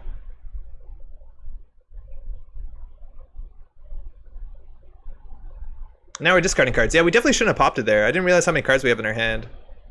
Okay. Well, we basically want to use the 2 grappling hooks before we back. We're throwing out a card here. Obviously, that's not ideal. And we were 19 to 17. So hedge fund into C-Source to all-seeing eye could be game losing. We didn't even install the grappling hook there. Put down a tech trader. Yeah, maybe we should have. Maybe that's better than throwing it out because we have a lot of triggers with this with Boomerang. I think you're right. The technical raider was better because it's 2 credits and we're not weak to C-Source, Econ Warfare, whatever. I think the writer is back. I throw them out because I always think mid to late game, oh, this doesn't matter, but it definitely does because we are going to be cycling our deck. Ow. Preemptive action for front unseen card. Again, we still know there's an SSL in HQ, so I think we want to milk some more value out of that. I think all we want to do is basically put Boomerang on this unknown ice. Actually, do we even do that? Wait, we can know our deck is entirely 2 boomerangs. So this is the cool part where you're at the end of your deck is that you can just clicklessly, like you don't have to install a boomerang and you can just prognostic Q loop a boomerang from your deck. We don't need to res anything. And then once we do that, we'll just use the 2 grappling hooks. Yeah, we'll use the 2 grappling hooks and then we'll back this turn. We want to just get runs on HQ. Yeah, this should be fine. We also can Stargate, but I feel like we're camping the remote pretty well. So prognostic Q loop, it's 2 boomerangs. Yeah, that's our whole deck. Continue to counter ice. Yeah, we'll grappling hook one of them. They can purge if they want. So we draw a boomerang. Oh, that's actually awkward. Did we miss a big trigger last time? No, we got it. We did it on the rerun. So if they res something here, we always can like pull our boomerang from hand. Or from our deck, excuse me, not from our hand. They're not resing it, which I don't have any idea what that could be. Continue to counter ice. So this will draw a last card. I think we want to trash it. Nah, we don't really need the money. Do we want to trash this? Yeah. Why not? Can't the back get too big? It can, but it's up to. You don't need to hit them as same ability. So you're fine. Yeah, we can do this. So we're drawing our whole deck.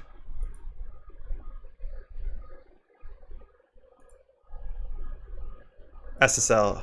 Nice. Hey, good game. Do you have fly on the wall in there? That's the huge fear. I think turn 2, we saw the ASI sniped. Yeah, it was in there. There actually might have been 2 agendas in there. We weren't doing the best job of making sure we're staying on the top of R&D every turn. But like, this is the idea from here. Again, if we want to really lean on Faust, which by no means is probably necessary in this deck, you can run Sports Hopper to get more card draw. And at this point, we shuffle 16 more trash cards into our deck. I honestly don't know whether we have 16. I won the deck, but not in the hand. Ooh, mean.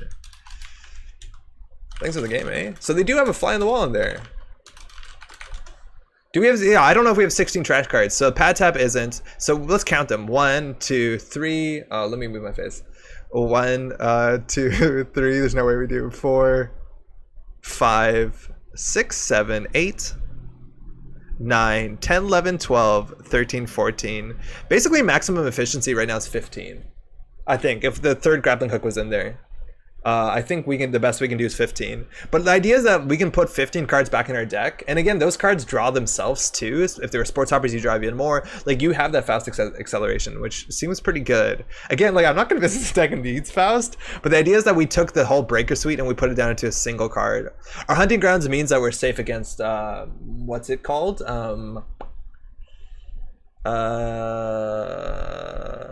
IP block. We also could run No One Home, which is a trash card and gets value. There's also a reason why if you want to play very aggressive, you could also run like Flip Switch, stuff like that. I could see it. Surprised more people aren't running IP block or even Swordsman or Turing. Turing's not very good. I don't think. It's not the worst. IP block is incredibly popular. Swordsman is a bit more niche, where IP blocks the same influence and actually ends the run. That's way more important. Also, NBN decks can use the tag more than anybody else. IP block is really, really important. I think we only need 1x the back. You're probably right. The issue is that the back is at the bottom of our deck. We won't get this engine set up. And again, it's a Faust deck. I'm glad we didn't play Class Act. You can run on the lamb. Yeah, you're right. Oh, you run lamb with a B, which is really funny. Yeah, we could run on the lamb. Okay, this is a deck that's mentally taxing to play. That's for sure. Dude, let me just get some water. Oh my god, it's already 11? Okay. Rob, I don't know if you're still around. No, you definitely are. I'm going to play your deck. This is Rob's deck. It's just an Apocalypse list. I just want to kind of basically play Zero. I know it's not the flashiest thing. I just want to play Zero and see how strong Zero is, because Zero is one of those cards that seems like, oh, yeah, that seems all right. But then when you play it, it seems like, oh, that's crazy. So let's try this out. It's just an Apocalypse deck, nothing flashy. 3 Wanton. Again, Apocalypse decks they lost, what's it called, DDoS. So they are slower, which I'm a big fan of, but that's good. This is 11 a.m. or p.m. 11:10 p.m. We're in the Eastern Standard Time Zone. Cool. New Corp deck. New Runner deck. Something helicopters.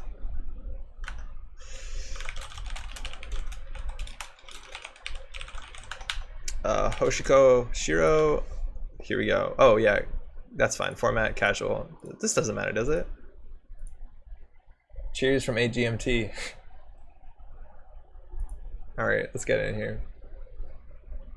Jester meh. Hoshiko's Faust draw. You can do some really good Faust draw with Hoshiko. Yo, this is wild because we never said that, like, this always was nonsense, but Hoshiko can run DreamNet, and for the while that I imagine that they exist longer, you can also run John Masanori. Like, imagine that. Run a remote, just run, draw 2 cards. Seems really good.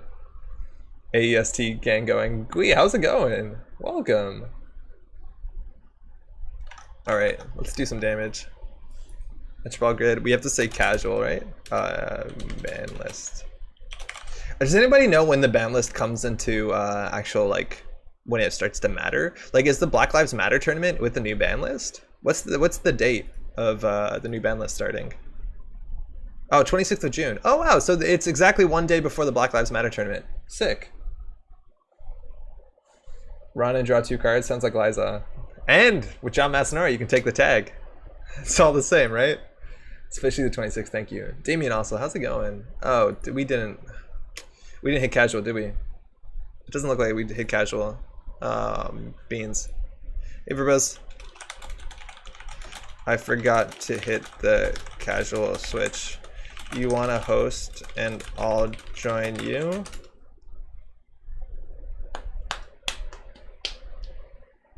Yeah, there's some testing to do. I'm really excited to watch that tournament. Cool. I should not pop into the microphone. Join. Okay. Oh, no, that was our own game. Oh, I guess good news for those who care about this sort of stuff. I'm upgrading the microphone on the stream, so we should have a lot better audio pretty soon. It got a lot worse because we have these, like, air conditioner and a fan going right there. So, like, I don't know, the quality of the audio has gotten a bit worse. It was a birthday present. Maddie and I are splitting a microphone, so that stuff should be coming in soon. The issue is right now it's like almost impossible, if not impossible, to find a lot of like audio visual equipment, just because everybody working from home and doing remote conferencing and everything like that, like that stuff is just out of stock everywhere. So once the thing comes back into stock, we'll be good. You just need RTX voice. What is RTX voice? I'm trying to get a webcam, 0 luck. Yeah, exactly. Like, no luck whatsoever. I'm working with a lot of people because for video game stuff, we do a lot of like recording from home, and getting people set up with webcams, it's like impossible. This hand doesn't look good enough. We want... That's maybe better. Hopefully they're nice centrals. Just thought of an idea that Patrick Randy using 0 with her. Yeah, you can't. You can't. So the fact that they legalized 0 and banned Clan Vengeance means like they can't print any ID or cards that gain value whenever you take damage, just because 0 means you can do it every turn. It's kind of the Clan Vengeance issue. This is why restricting cards is good, because you could in theory print the ID that Pat played in Mnemonic, which says the first time you trash a card, draw 2 or gain a credit. But and you have to restrict that and 0 because otherwise the design space 1 precludes the other. I don't know if preclude is right. You mull? Yeah. All right, so these are architects. So it's really weak to Apocalypse if we get it off. We also see some of their ice. I think we can dirty laundry archives. We get Hoshiko going. I don't think there's anything that much better. Labor rights is a bit ugly at the beginning, but this gets our draw going. I don't know what we do here. We also could just like throw down Stargate and probably get through a Biroid. Your deck is there, you have to scroll to the bottom? Oh, I had no idea, Chris. Damien says, just got back into the game, loading the possibilities with a new ban list. Hell yeah. There's a lot of possibilities for sure. Archives doesn't proc Hoshiko, turn 1? I think it does. Oh, doesn't it? Wait, really? That's news to me. We can throw out a labor rights here. Yeah, you're right. We didn't access any cards. Oh man, that's stupid. What were we thinking? They need a hedge fund turn 1. Okay, so we just did our easy mark. It was good. Oh, double ice remote. Ah, we love that in Apocalypse deck. I honestly, like, we don't have DDoS. Do we just want in here? Like, what are we going to end up clicking through? Best case is like a Ravana. Do you run? I feel like we don't run. I feel like we just set up. Yeah, that's a good setup card. That's fine to throw out. They could play Arc Lockdown. It seems a bit better now with everyone and their dog on Paperclip. This is a really slow opening. Yeah, maybe we run also to get Hoshiko. Playing around the shipment from Tenon that definitely don't have. Yeah, we also played a bit into C-Source. I think I've commented that before on games. They're like, oh, they want to run Archives turn 1. But yeah, I guess a lot of people play like Gamble or something. Like, they're clicking for credits. Their economy is nowhere. Luckily, ours isn't that much better. Turntable could matter. Imagine if they're on 2 pointers and food. Unfortunately, playing this early is a bit awkward. Man, this is really awkward. Yeah, I know. Remember, no DDoS, so we can be aggressive because DDoS doesn't matter. I think we just dirty laundry archives. Maybe they're not playing Gamble just so that we don't. Ah, this feels terrible. You have to be aggro? Okay, so next turn we'll set up the Wanton. We have the Black Orchestra as well, and otherwise, like, what, Eli? Not that big of a deal. I think we run, and then we figure out what it is, and then we Wanton. Ah, this is so awkward. We want Apocalypse, so I don't want to install the turntable. Gotta throw out something, though. I think another stim hack. Whatever. Force a res? Yeah, I just don't want to do it that late in the turn because they have the credits for Fairchild 3. Like, if we want to face check, we do it turn 1. Or click 1, excuse me. Yeah, with clicks available, exactly, Sid. That's the idea. All right, install Advance. Obviously could be an agenda. We could want in here. If they force a res, we could maybe, like if it just ends the run, we could maybe go on a remote. In theory, we don't need a want in here. None of the sentries matter that much. If they res a sentry, we're okay. Like Ichi doesn't matter. Code gates we can break. Barriers would end the run usually. But we can probably wipe their hand. They have an agenda in there. Yeah, it's an Eli. So, we could click through Eli, or we could just bounce off this and run server 1. I like that better. And because we didn't pass it, their ability doesn't fire, so they have to have something here that costs 3 or fewer to get their ability. And they can't res FC3. We also need to make clicks if this is like a Ikwa. Oh wow. Was that hard of a fork?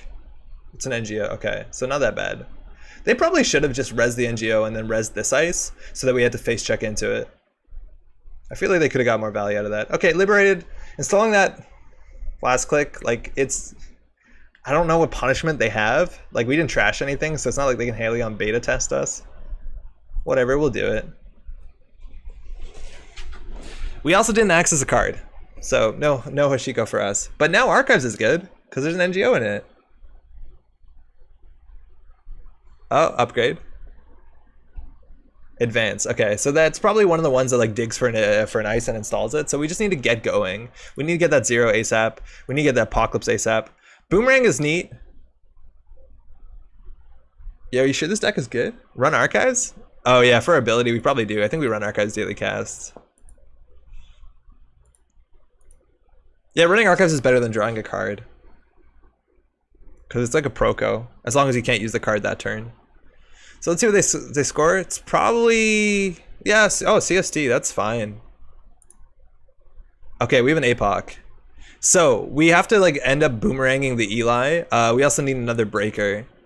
So Are labor rates in the deck for specific scenery just a good stuff filter? It's just a good stuff filter from my understanding, Damien. Rob, who built or at least played this deck, is in the other chat, so they'll be able to explain it. But I think it's just in the late game you can get stuff back. You generally don't want to play it mid game. Doesn't do too much. So we need breakers. Oh, that's huge. We throw that out. As long as it's not a sentry, we can apocalypse that turn, which is really good. So I think all we want to do is liberate it 3 times. We could boomerang a central ice just to ensure that they have to double ice something. I don't mind that. Right now they can either double ice it, which will probably be okay for us. Rob says deck is good, you gotta access cards. Yeah, that makes sense. I don't know what you're talking about. This deck also probably has a fair bit of ice, so I don't think they're gonna be the worst after an Apoc. Yeah, that's good, right? Maybe that was stupid. We'll find out. That's good though. Okay, so if we can get an Apoc off, we're in a really good spot. The only thing that we don't care about sentries, but like Ichi 1 doesn't matter. So we'll run HQ first, I reckon. Click the lib? Yeah, well, we goofed it. We did click some of the lib. So running through this is interesting. Actually, running through this is probably the worst. You maybe want to run through their unresed ice first, because here they're going to get a free res. Or a cheap res. Maybe this is wrong. I could believe that it would be wrong. Especially 0, but no, yeah, I believe it. Oh wow, there is a Fairchild 3. Okay, that's so good for us. Fairchild 2 in hand. We'll shuffle boomerang. Okay, so now they have that res that doesn't stop us from apocalypsing. I don't think they have the read on the deck just yet. And without DDoS it's a bit harder, but our board state's like super minimal. So maybe it's not that hard. It's a bit harder to predict DDoS. I don't know, or sorry, apocalypse. So here they also don't have value, so if they res here, they're actually gonna pay out of pocket. And again, I don't think any of the sentries matter. Some of the sentries could do brain damage, which could be an issue. CFC, oh, this card is pretty rubbish. It's gonna be a lot better when they don't have any res bioroids. Or a lot worse, excuse me. And we'll just wipe the whole board. We're gonna lose some liberated money. That's a Ravana. So we actually have to pull a breaker out. But now they have no money. This is what? 6 credits? It's probably still worth it. Yeah, CFC is not a good card. It's just like the best case scenario is like not that good compared to even a single corporate sales team or like a Cyberdeck sandbox. All right, sorry about that. And we have a Stargate. Yeah, we lost a lot of money on the table, that's for sure. So they iced up, oh, they actually do have double ice. So what do you do here, Rob? How aggressive do you have to be? If Nisei released a new version of cards after rotating with a dual keyword that Nemec came up with, they could build restricted type rules into game rather than format rules? That's an interesting point, sort of. Not exactly, right? Like it's limited, sorry. Apoc. Sorry about that. Thanks Sid for posting and pointing that out for me. Sheik with no companions, Apoc every time. Oh, that's actually probably a good point. I think we run R&D here, right? But do we Stargate run R&D? Like what are we weak to? We know they have a Fairchild 2 in hand. It's not very good. Also our code gate's stuck on the table. We don't have a second one. I think we can just, do you set up or do you aggressive? Your ID triggered? Yeah, tell me about it. We also could consider running archives. There's a chance there's an agenda in there. Just place plant everything? Okay. I'm Stargate place planet. Let's go. Click run, click 0. I swear there's probably zeros in this deck. There's the FC3 that we saw. So this is actually really good for us. Like brain damage, we don't care. Trashing our installed cards, we have a code gate that we actually want to trash on the table. Like this is a really, really bad card. It's unfortunate when it comes to Apoc, when you have cards on the table. Play like you're smashing a helicopter out of the sky. Yo, what's up, Rongi?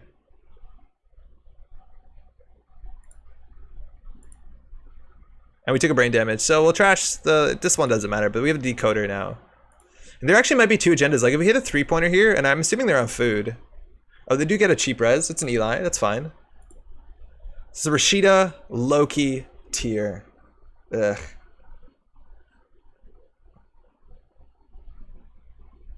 Tier's gonna be an issue eventually. We always could run archives. There's some cards in there. I think we need to draw a bit more. Oh, now we'll dirty laundry archives, I guess. What do we got? Surveyor. Whoa. Surveyor. So it was Ash and Rashida in the remote. They're just drawing another Rashida and they have a tier coming up. We also access the card. So now we can run through that again and then spend 2 credits and take another brain damage. Yeah, Gui, I'm trying to figure out what that means. So it's probably a tier on HQ? No, it can't be a tier on HQ. Drafter? Yeah, Drafter. MK Ultra, that's pretty good.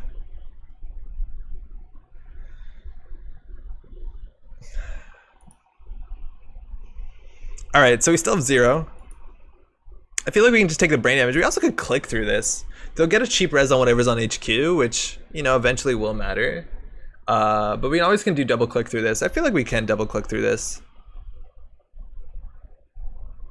2 credits is probably worth about 2 clicks. Not exactly. Oh, we'll do this. And the tier eventually they'll res for cheap. No, thank you. This is actually kind of expensive. Oh, I guess we can pay 5 to get through this with Black Orchestra, so we'll trash an install card. Oh, I was meant to double click. Excuse me. Excuse me.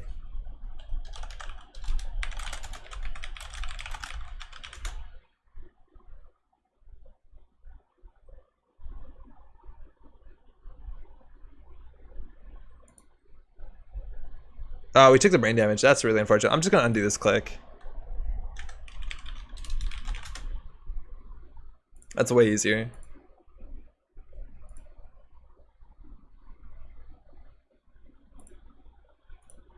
Okay, so we'll click break. So we'll break the brain and we'll break one of these install, and then we'll just trash this.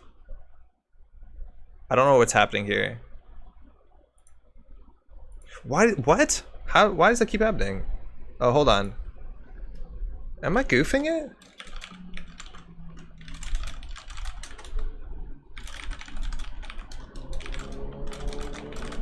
Whatever.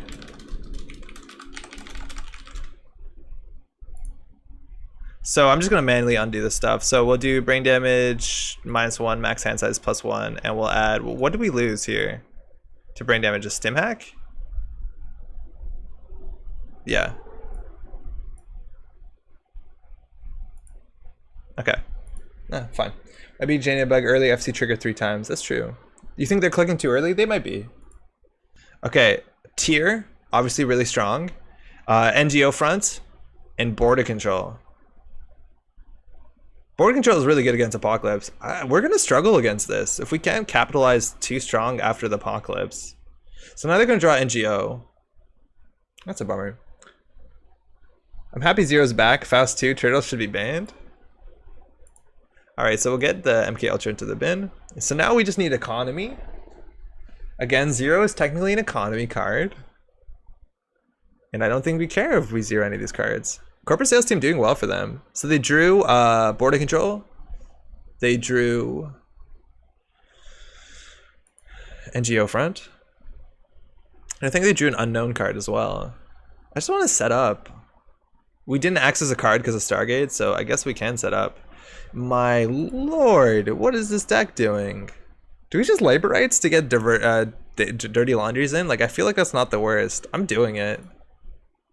So we trashed 2 wantons? Whatever, that's fine, that's fine, that's fine. So do dirty laundry, dirty laundry. These cards are admittedly not Apocalypse, which is fine now. Or 0. Oh yeah, Boomerang is good. I don't know what we're doing anymore.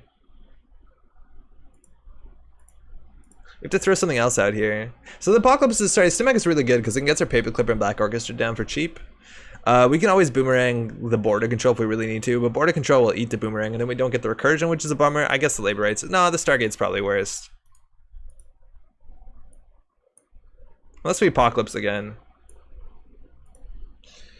Yeah, labor for labor. Alright, corporate sales team getting credit. Draw a card, credit, credit. Nothing's going on either side of the table. Our economy is entirely dried up. We'll draw into dirty laundry here. Black Orchestra, we'll draw into 0.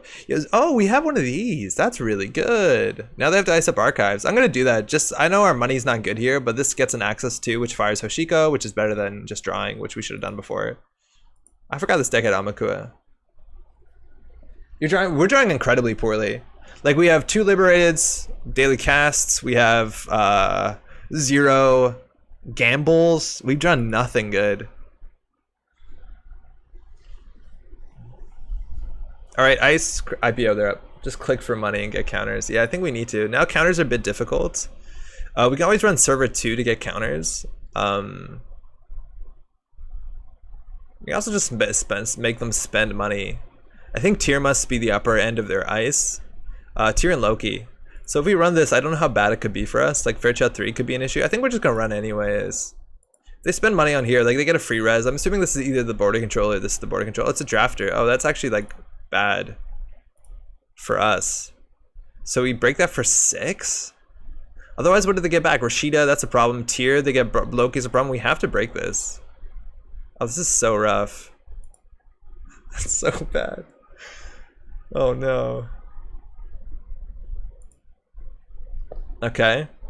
Well, we gotta draw for money. Oh, Zero's here. I'm so excited to use it too. I have a Zero Sunny deck called Zero Suit Sunny. I'm excited to try it again. Alright, we'll hit it. Alright, we trash a stim hack. And we draw 2. Okay. Alright, it's gonna be a while for us to play Liberated again. We're Stargate, we're sure the R&D is the border. I think we want to get to 3 counters though. Like, what do we do against FC2? So that's probably the NGO front, right? I drew incredibly horrible with this yesterday as well. Yeah, there's a lot of cards that aren't the pressure cards exactly. Okay, so now Apocalypse is really... Oh, we lost to credit! Hoshiko! I don't know how we make money anymore. Like, I don't know what to do. This is likely the NGO front, which I think is fine for us. I guess worst case is a drafter, but most of the other things we click through. Let's run first click so we don't FC3. Yeah, I think we do have to click for credits, which means like 0 credit. But I want to make a run here. Oh, it's a surveyor. That's fine. We don't care about tags. We have a link too. Not that we have anything to boost into link. If we die somehow to meat damage, oh my god. Next turn play labor rights for the other labor rights before you 0? Really? Early packages trashing 12 credits is hard to come back in the long run. Here's a plan. Okay, Rob has a plan. So we have to labor rights for labor rights? And what else? What are we doing? I think we just click for credits here, right? Now, if that's anything else besides SSL or NGO front, they're not gonna have a lot of money, and then we could, in theory, what's it called? Run. Oh wait, oh we had Amakua. We just didn't have credits to break this. We're clicking for 3 here. We in theory could run back, like it's 1 credit. So if it is an agenda, but it looks like it's the NGO front. If it's not the NGO front, we got played. Click on labor for labor 2-0. It's not too late for my... There's a delay. I'm so sorry. There's a delay. Yeah, it's an NGO. Okay, that's good.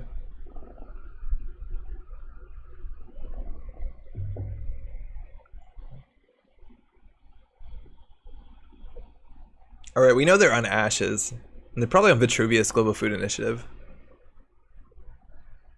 I had Worth with 0. It's good. I just don't think we want to draw that many cards. We don't have Faust and we can't get a value. So it looks like Ash into Vitruvius, which is fine. So we need a labor for labor. Apparently. So labor rights for labor rights. What else? Andre, you have 0. I know. I just didn't want to hit the labor rights before we played it. Because this seemed to be upsetting for whatever your plan was. If they're on food, turntable seems okay. That's a 1 of in the deck. And I guess just gamble? I don't know what we're doing anymore. This is falling apart. Apoc? I don't know how we're ever... Oh, we're going to Apoc this board if we get Amakua. That's actually true. Oh no, I know it's a delay. Alright, we got double boomerang. Here we go. 0 hits a boomerang. It's fine. We're at 4 credits. We in theory can run here and get tokens, but I think we just need to get up to Liberated, next turn Liberated. Like, they still need at least 2 more agendas to win. Okay. We can come back. Pat Zero's back? How's it going, Pat? Oh, it's a Jinja. Ooh, I wasn't expecting that at all. Pat, you saw the ban list, right? How's it going? Rashida, 3 credits, draw 3.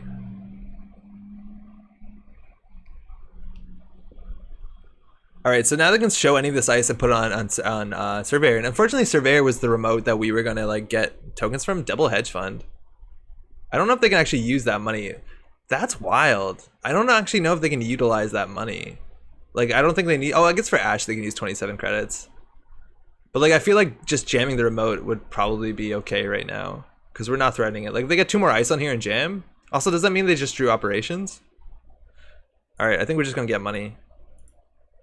They can trash this, but when there's 4 on it, it's a lot less enticing. Run it for sure? Oh, yeah, we could have got Amaku counters, but then they just purge.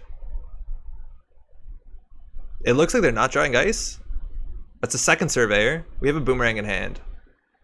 Okay, so we can probably Apoc this turn. We run archives, pay 3, then we just run everything else. Yeah, I think if we Apoc this board, we're okay. So we run archives for 3 credits, we're at 9. Then this is 1, 2, 3, 4, 5, 6, 7, 8, 9, 10, 11, 12. No, we're short. We have to do it next turn. Now this, we don't have to break all the subroutines, right? If we run through this last, we don't care. We can just start trashing things like Stargate and MK Ultra. So it's either thinking, we either pop off now with the Apoc. Stargate first? Yeah, we definitely want to Stargate first. But actually, no, I think we want to run Drafter first. Just because if there's no agendas in there, we pay 3 with MK Ultra and we get Amaku up to 3 strength. And this is not a buy ride. Then we run here, then we run here. So yeah. The issue is whether we have enough credits. Like this is 3 credits, we're down on 9. Then we have to break, assumingly border control. We only have to break 1 of the subroutines, so that's 3, 4. This we can break 5. We can trash our installed cards. We can trash the Stargate 6. We can trash the MK Ultra. Then here we need to break. We can trash the Liberate 7, and then we break this for 2, 8, 9, 10. I think we have it. I think we can do it. The math was pretty quick, so we might be wrong. Only break brain damage around FC2s? Yeah, totally. If there's an agenda in here, we'll honestly be upset. Okay, they threw out an MC Austerity. Wow, this deck is doing a lot of different stuff. We just haven't seen any of it like come together, I guess. So here we're Stargate. So we're simming in border control. They actually might be more likely to pop the border control with Stargate than if we just did a normal run. So maybe this is a mistake. So it is a border control. So again, they have infinite money. So we're just gonna break 1 of the subroutines. Then we'll continue. You need access to break the Eli with Turtle. Oh fuck! Eli has 4 strength. Oh no! How did no one stop us? Oh, we should have made a run. We shouldn't have Stargated. We should have made a run and hoped we didn't hit an agenda. Oh, this is so wrong. Hold on, hold on, hold on, hold on, hold on.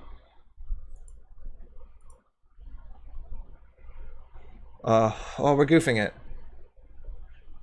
Oh, stim hack. Yeah, you're right. But then it's a 50-50 to hit the Apocalypse. We can't stim hack. Thinking. Actually, I goofed this. Now they rezzed. That's good. Yeah, they rezzed.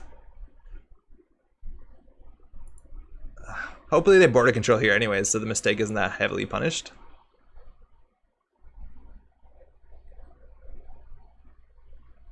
$50-50 for the win? Are we doing it? I guess we could. It seems crazy.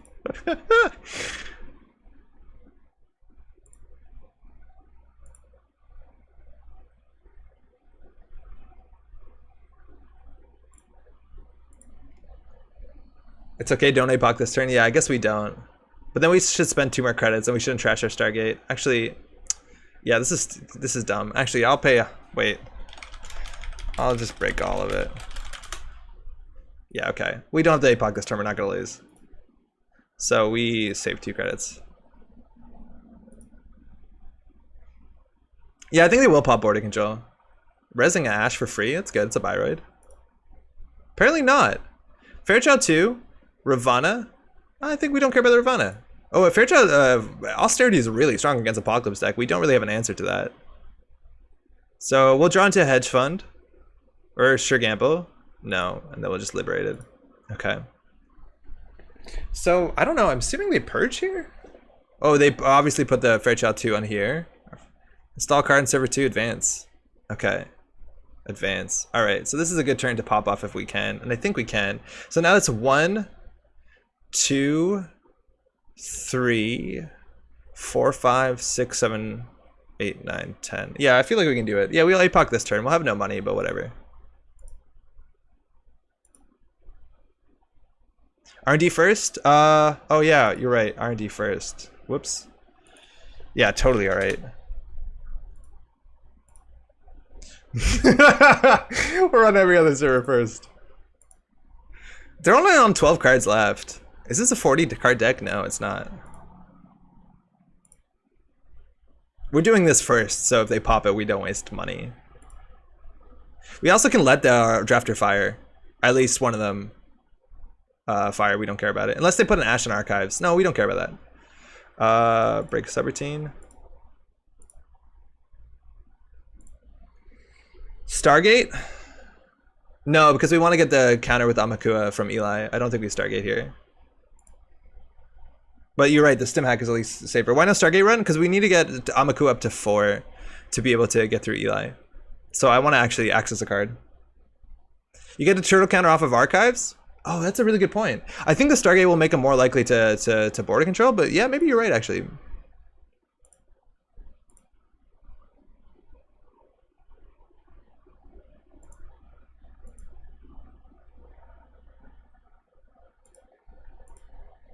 Yeah, that's true. Yeah, Archives could have worked.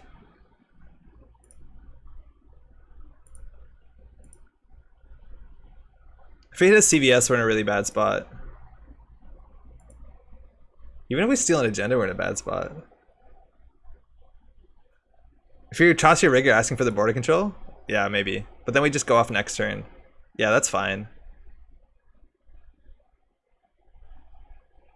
I think that's fine. I hope that's fine. Yeah, if we toss the Stargate there instead of paid 1 more credit, we could have Stargated here. I don't know. I think they have to purge here. Yeah, we're not doing a good job of this, right? Should have binned MK. Yeah, you're right, because we obviously don't need it for here. But if they purge, we're gonna regret that. If we purge, we'll need the MK. Yeah, and they did purge, right? This is where keeping the Stargate though would have been good, because we might have been able to close the game off. They haven't played a preemptive or anything. Oh, this is going so terribly.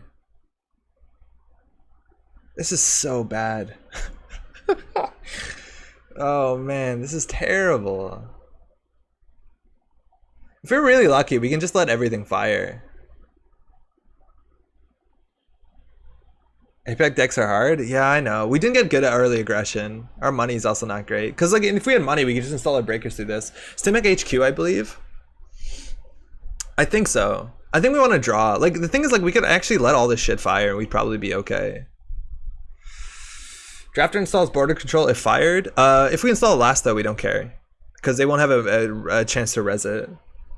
So why labor rates in deck? Just click 0? Oh my, man. Okay, I'll believe in 0. 0 was pretty good.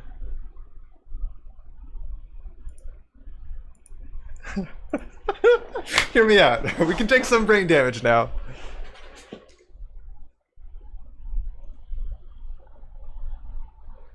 Food, right? Oh, SSL. Whoa, SSL. We're actually way closer to winning than we think we were. Admittedly, though, they can apocalypse us. Or sorry, they can excuse me, biotic out for the win. Okay. So this is 3 credits. This is 5 credits. This is 5 credits. We also need to deal with this. So I think we stim hack HQ to start. Do we install our decoder or we just pay 4 and take a brain? No, I guess we have to install our decoder. Oh, this is rubbish. We probably get an agenda running HQ though. Snowcrest for FCDs don't care if it fires? No, we do. We care for the brain damage to fire. Oh, you're right, we don't. Yeah, you're right, we don't. Okay. Yeah, that's a really good point. We need to get the paperclip down. Trash and install card. Yeah, 0. Trash and install card.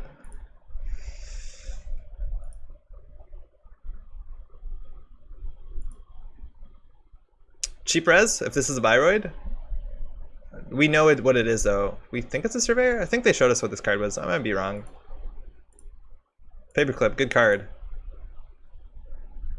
Time to burn the whirly birds. Pull them out of the sky.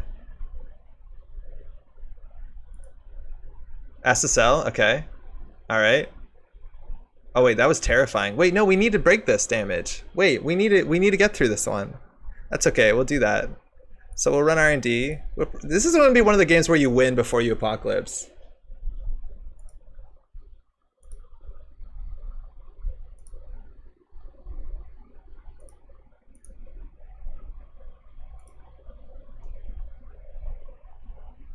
%of Apoc runs a late game. Yeah, I know. So we'll just trash a card. We'll throw out a paperclip. Tapworm is life. Oh yeah, no currents. Yes, 0 Faust. Tapworm is a whole new world. So we'll trash. I don't know. I guess we can Cogate. What's gonna end the run? It's probably gonna be a sentry. Like that's weird. Like we have to worry about after Apoc drafters and surveyors.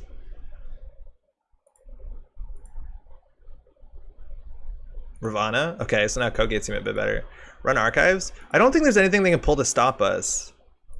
Obviously, we could have left our MK Ultra, but I think we can let all this fire. Oh, we were stupid. We should have just trashed the other one, and then so we could have broken this. Right? Because this lets them recur a piece of ice. Yeah, that was stupid. Actually, I'm dumb. We definitely trashed the wrong one. We should trash the MKUltra. 3, 4, 5, 6, 7, 8, 9. I guess we can do everything. Like we can install the MKUltra, break, and then trash. Like we don't want them to add an ice to hand. That's the only issue. Because I forgot, this is not Architect. This actually brings a card to hand, which matters if we Apoc them. We can trash 2 on FC2 as well, right? Yeah. Our operator's not great. Yeah, it was not great. It's not good. It's really, really not good. Well, I trashed the wrong program. Guess we're having no money. Oh, and I missed the window as well, right? So we're just gonna do this.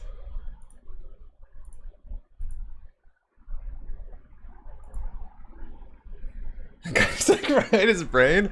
Yo, it's the new ban list. It's so much.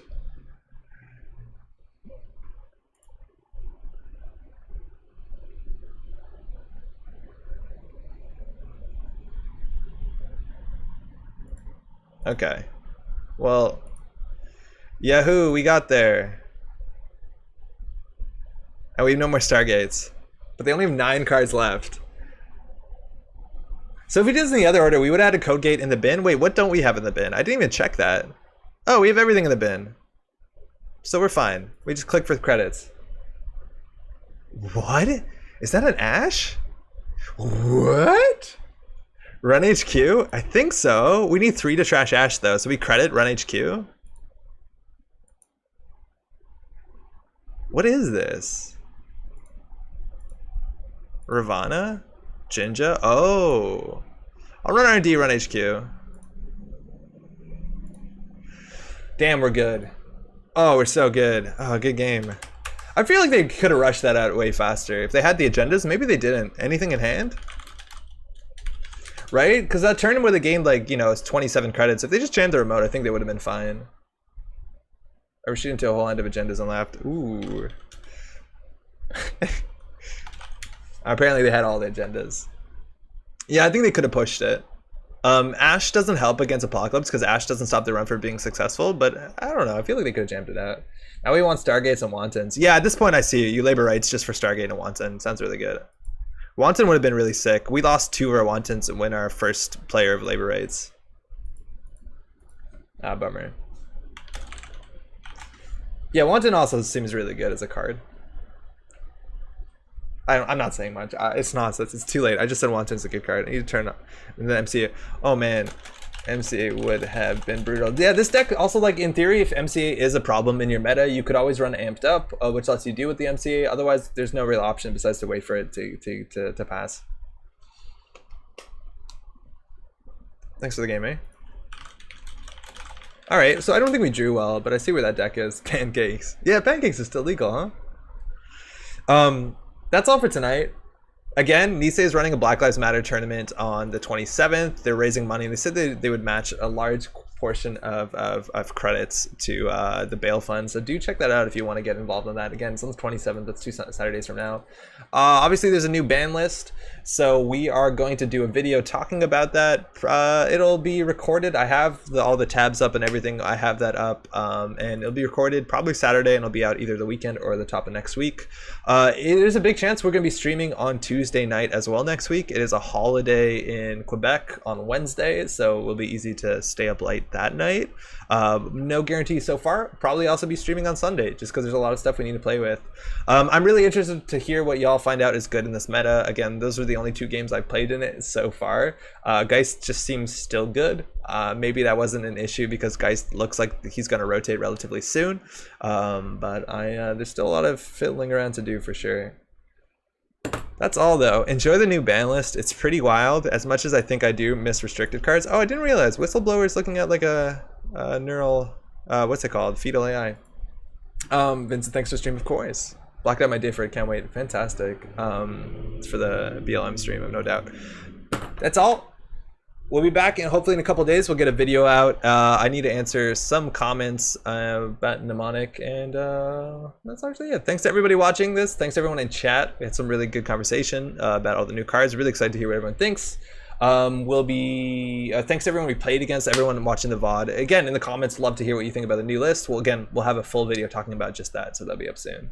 Jogging, thank you, of course. Thanos, thanks for streaming as always, of course. Hent, loves these streams. Glad, cheers, welcome. FDOEs. Thanks for streaming. Anyways, that's all. Take care, y'all. We'll be back in a couple of days. Ciao.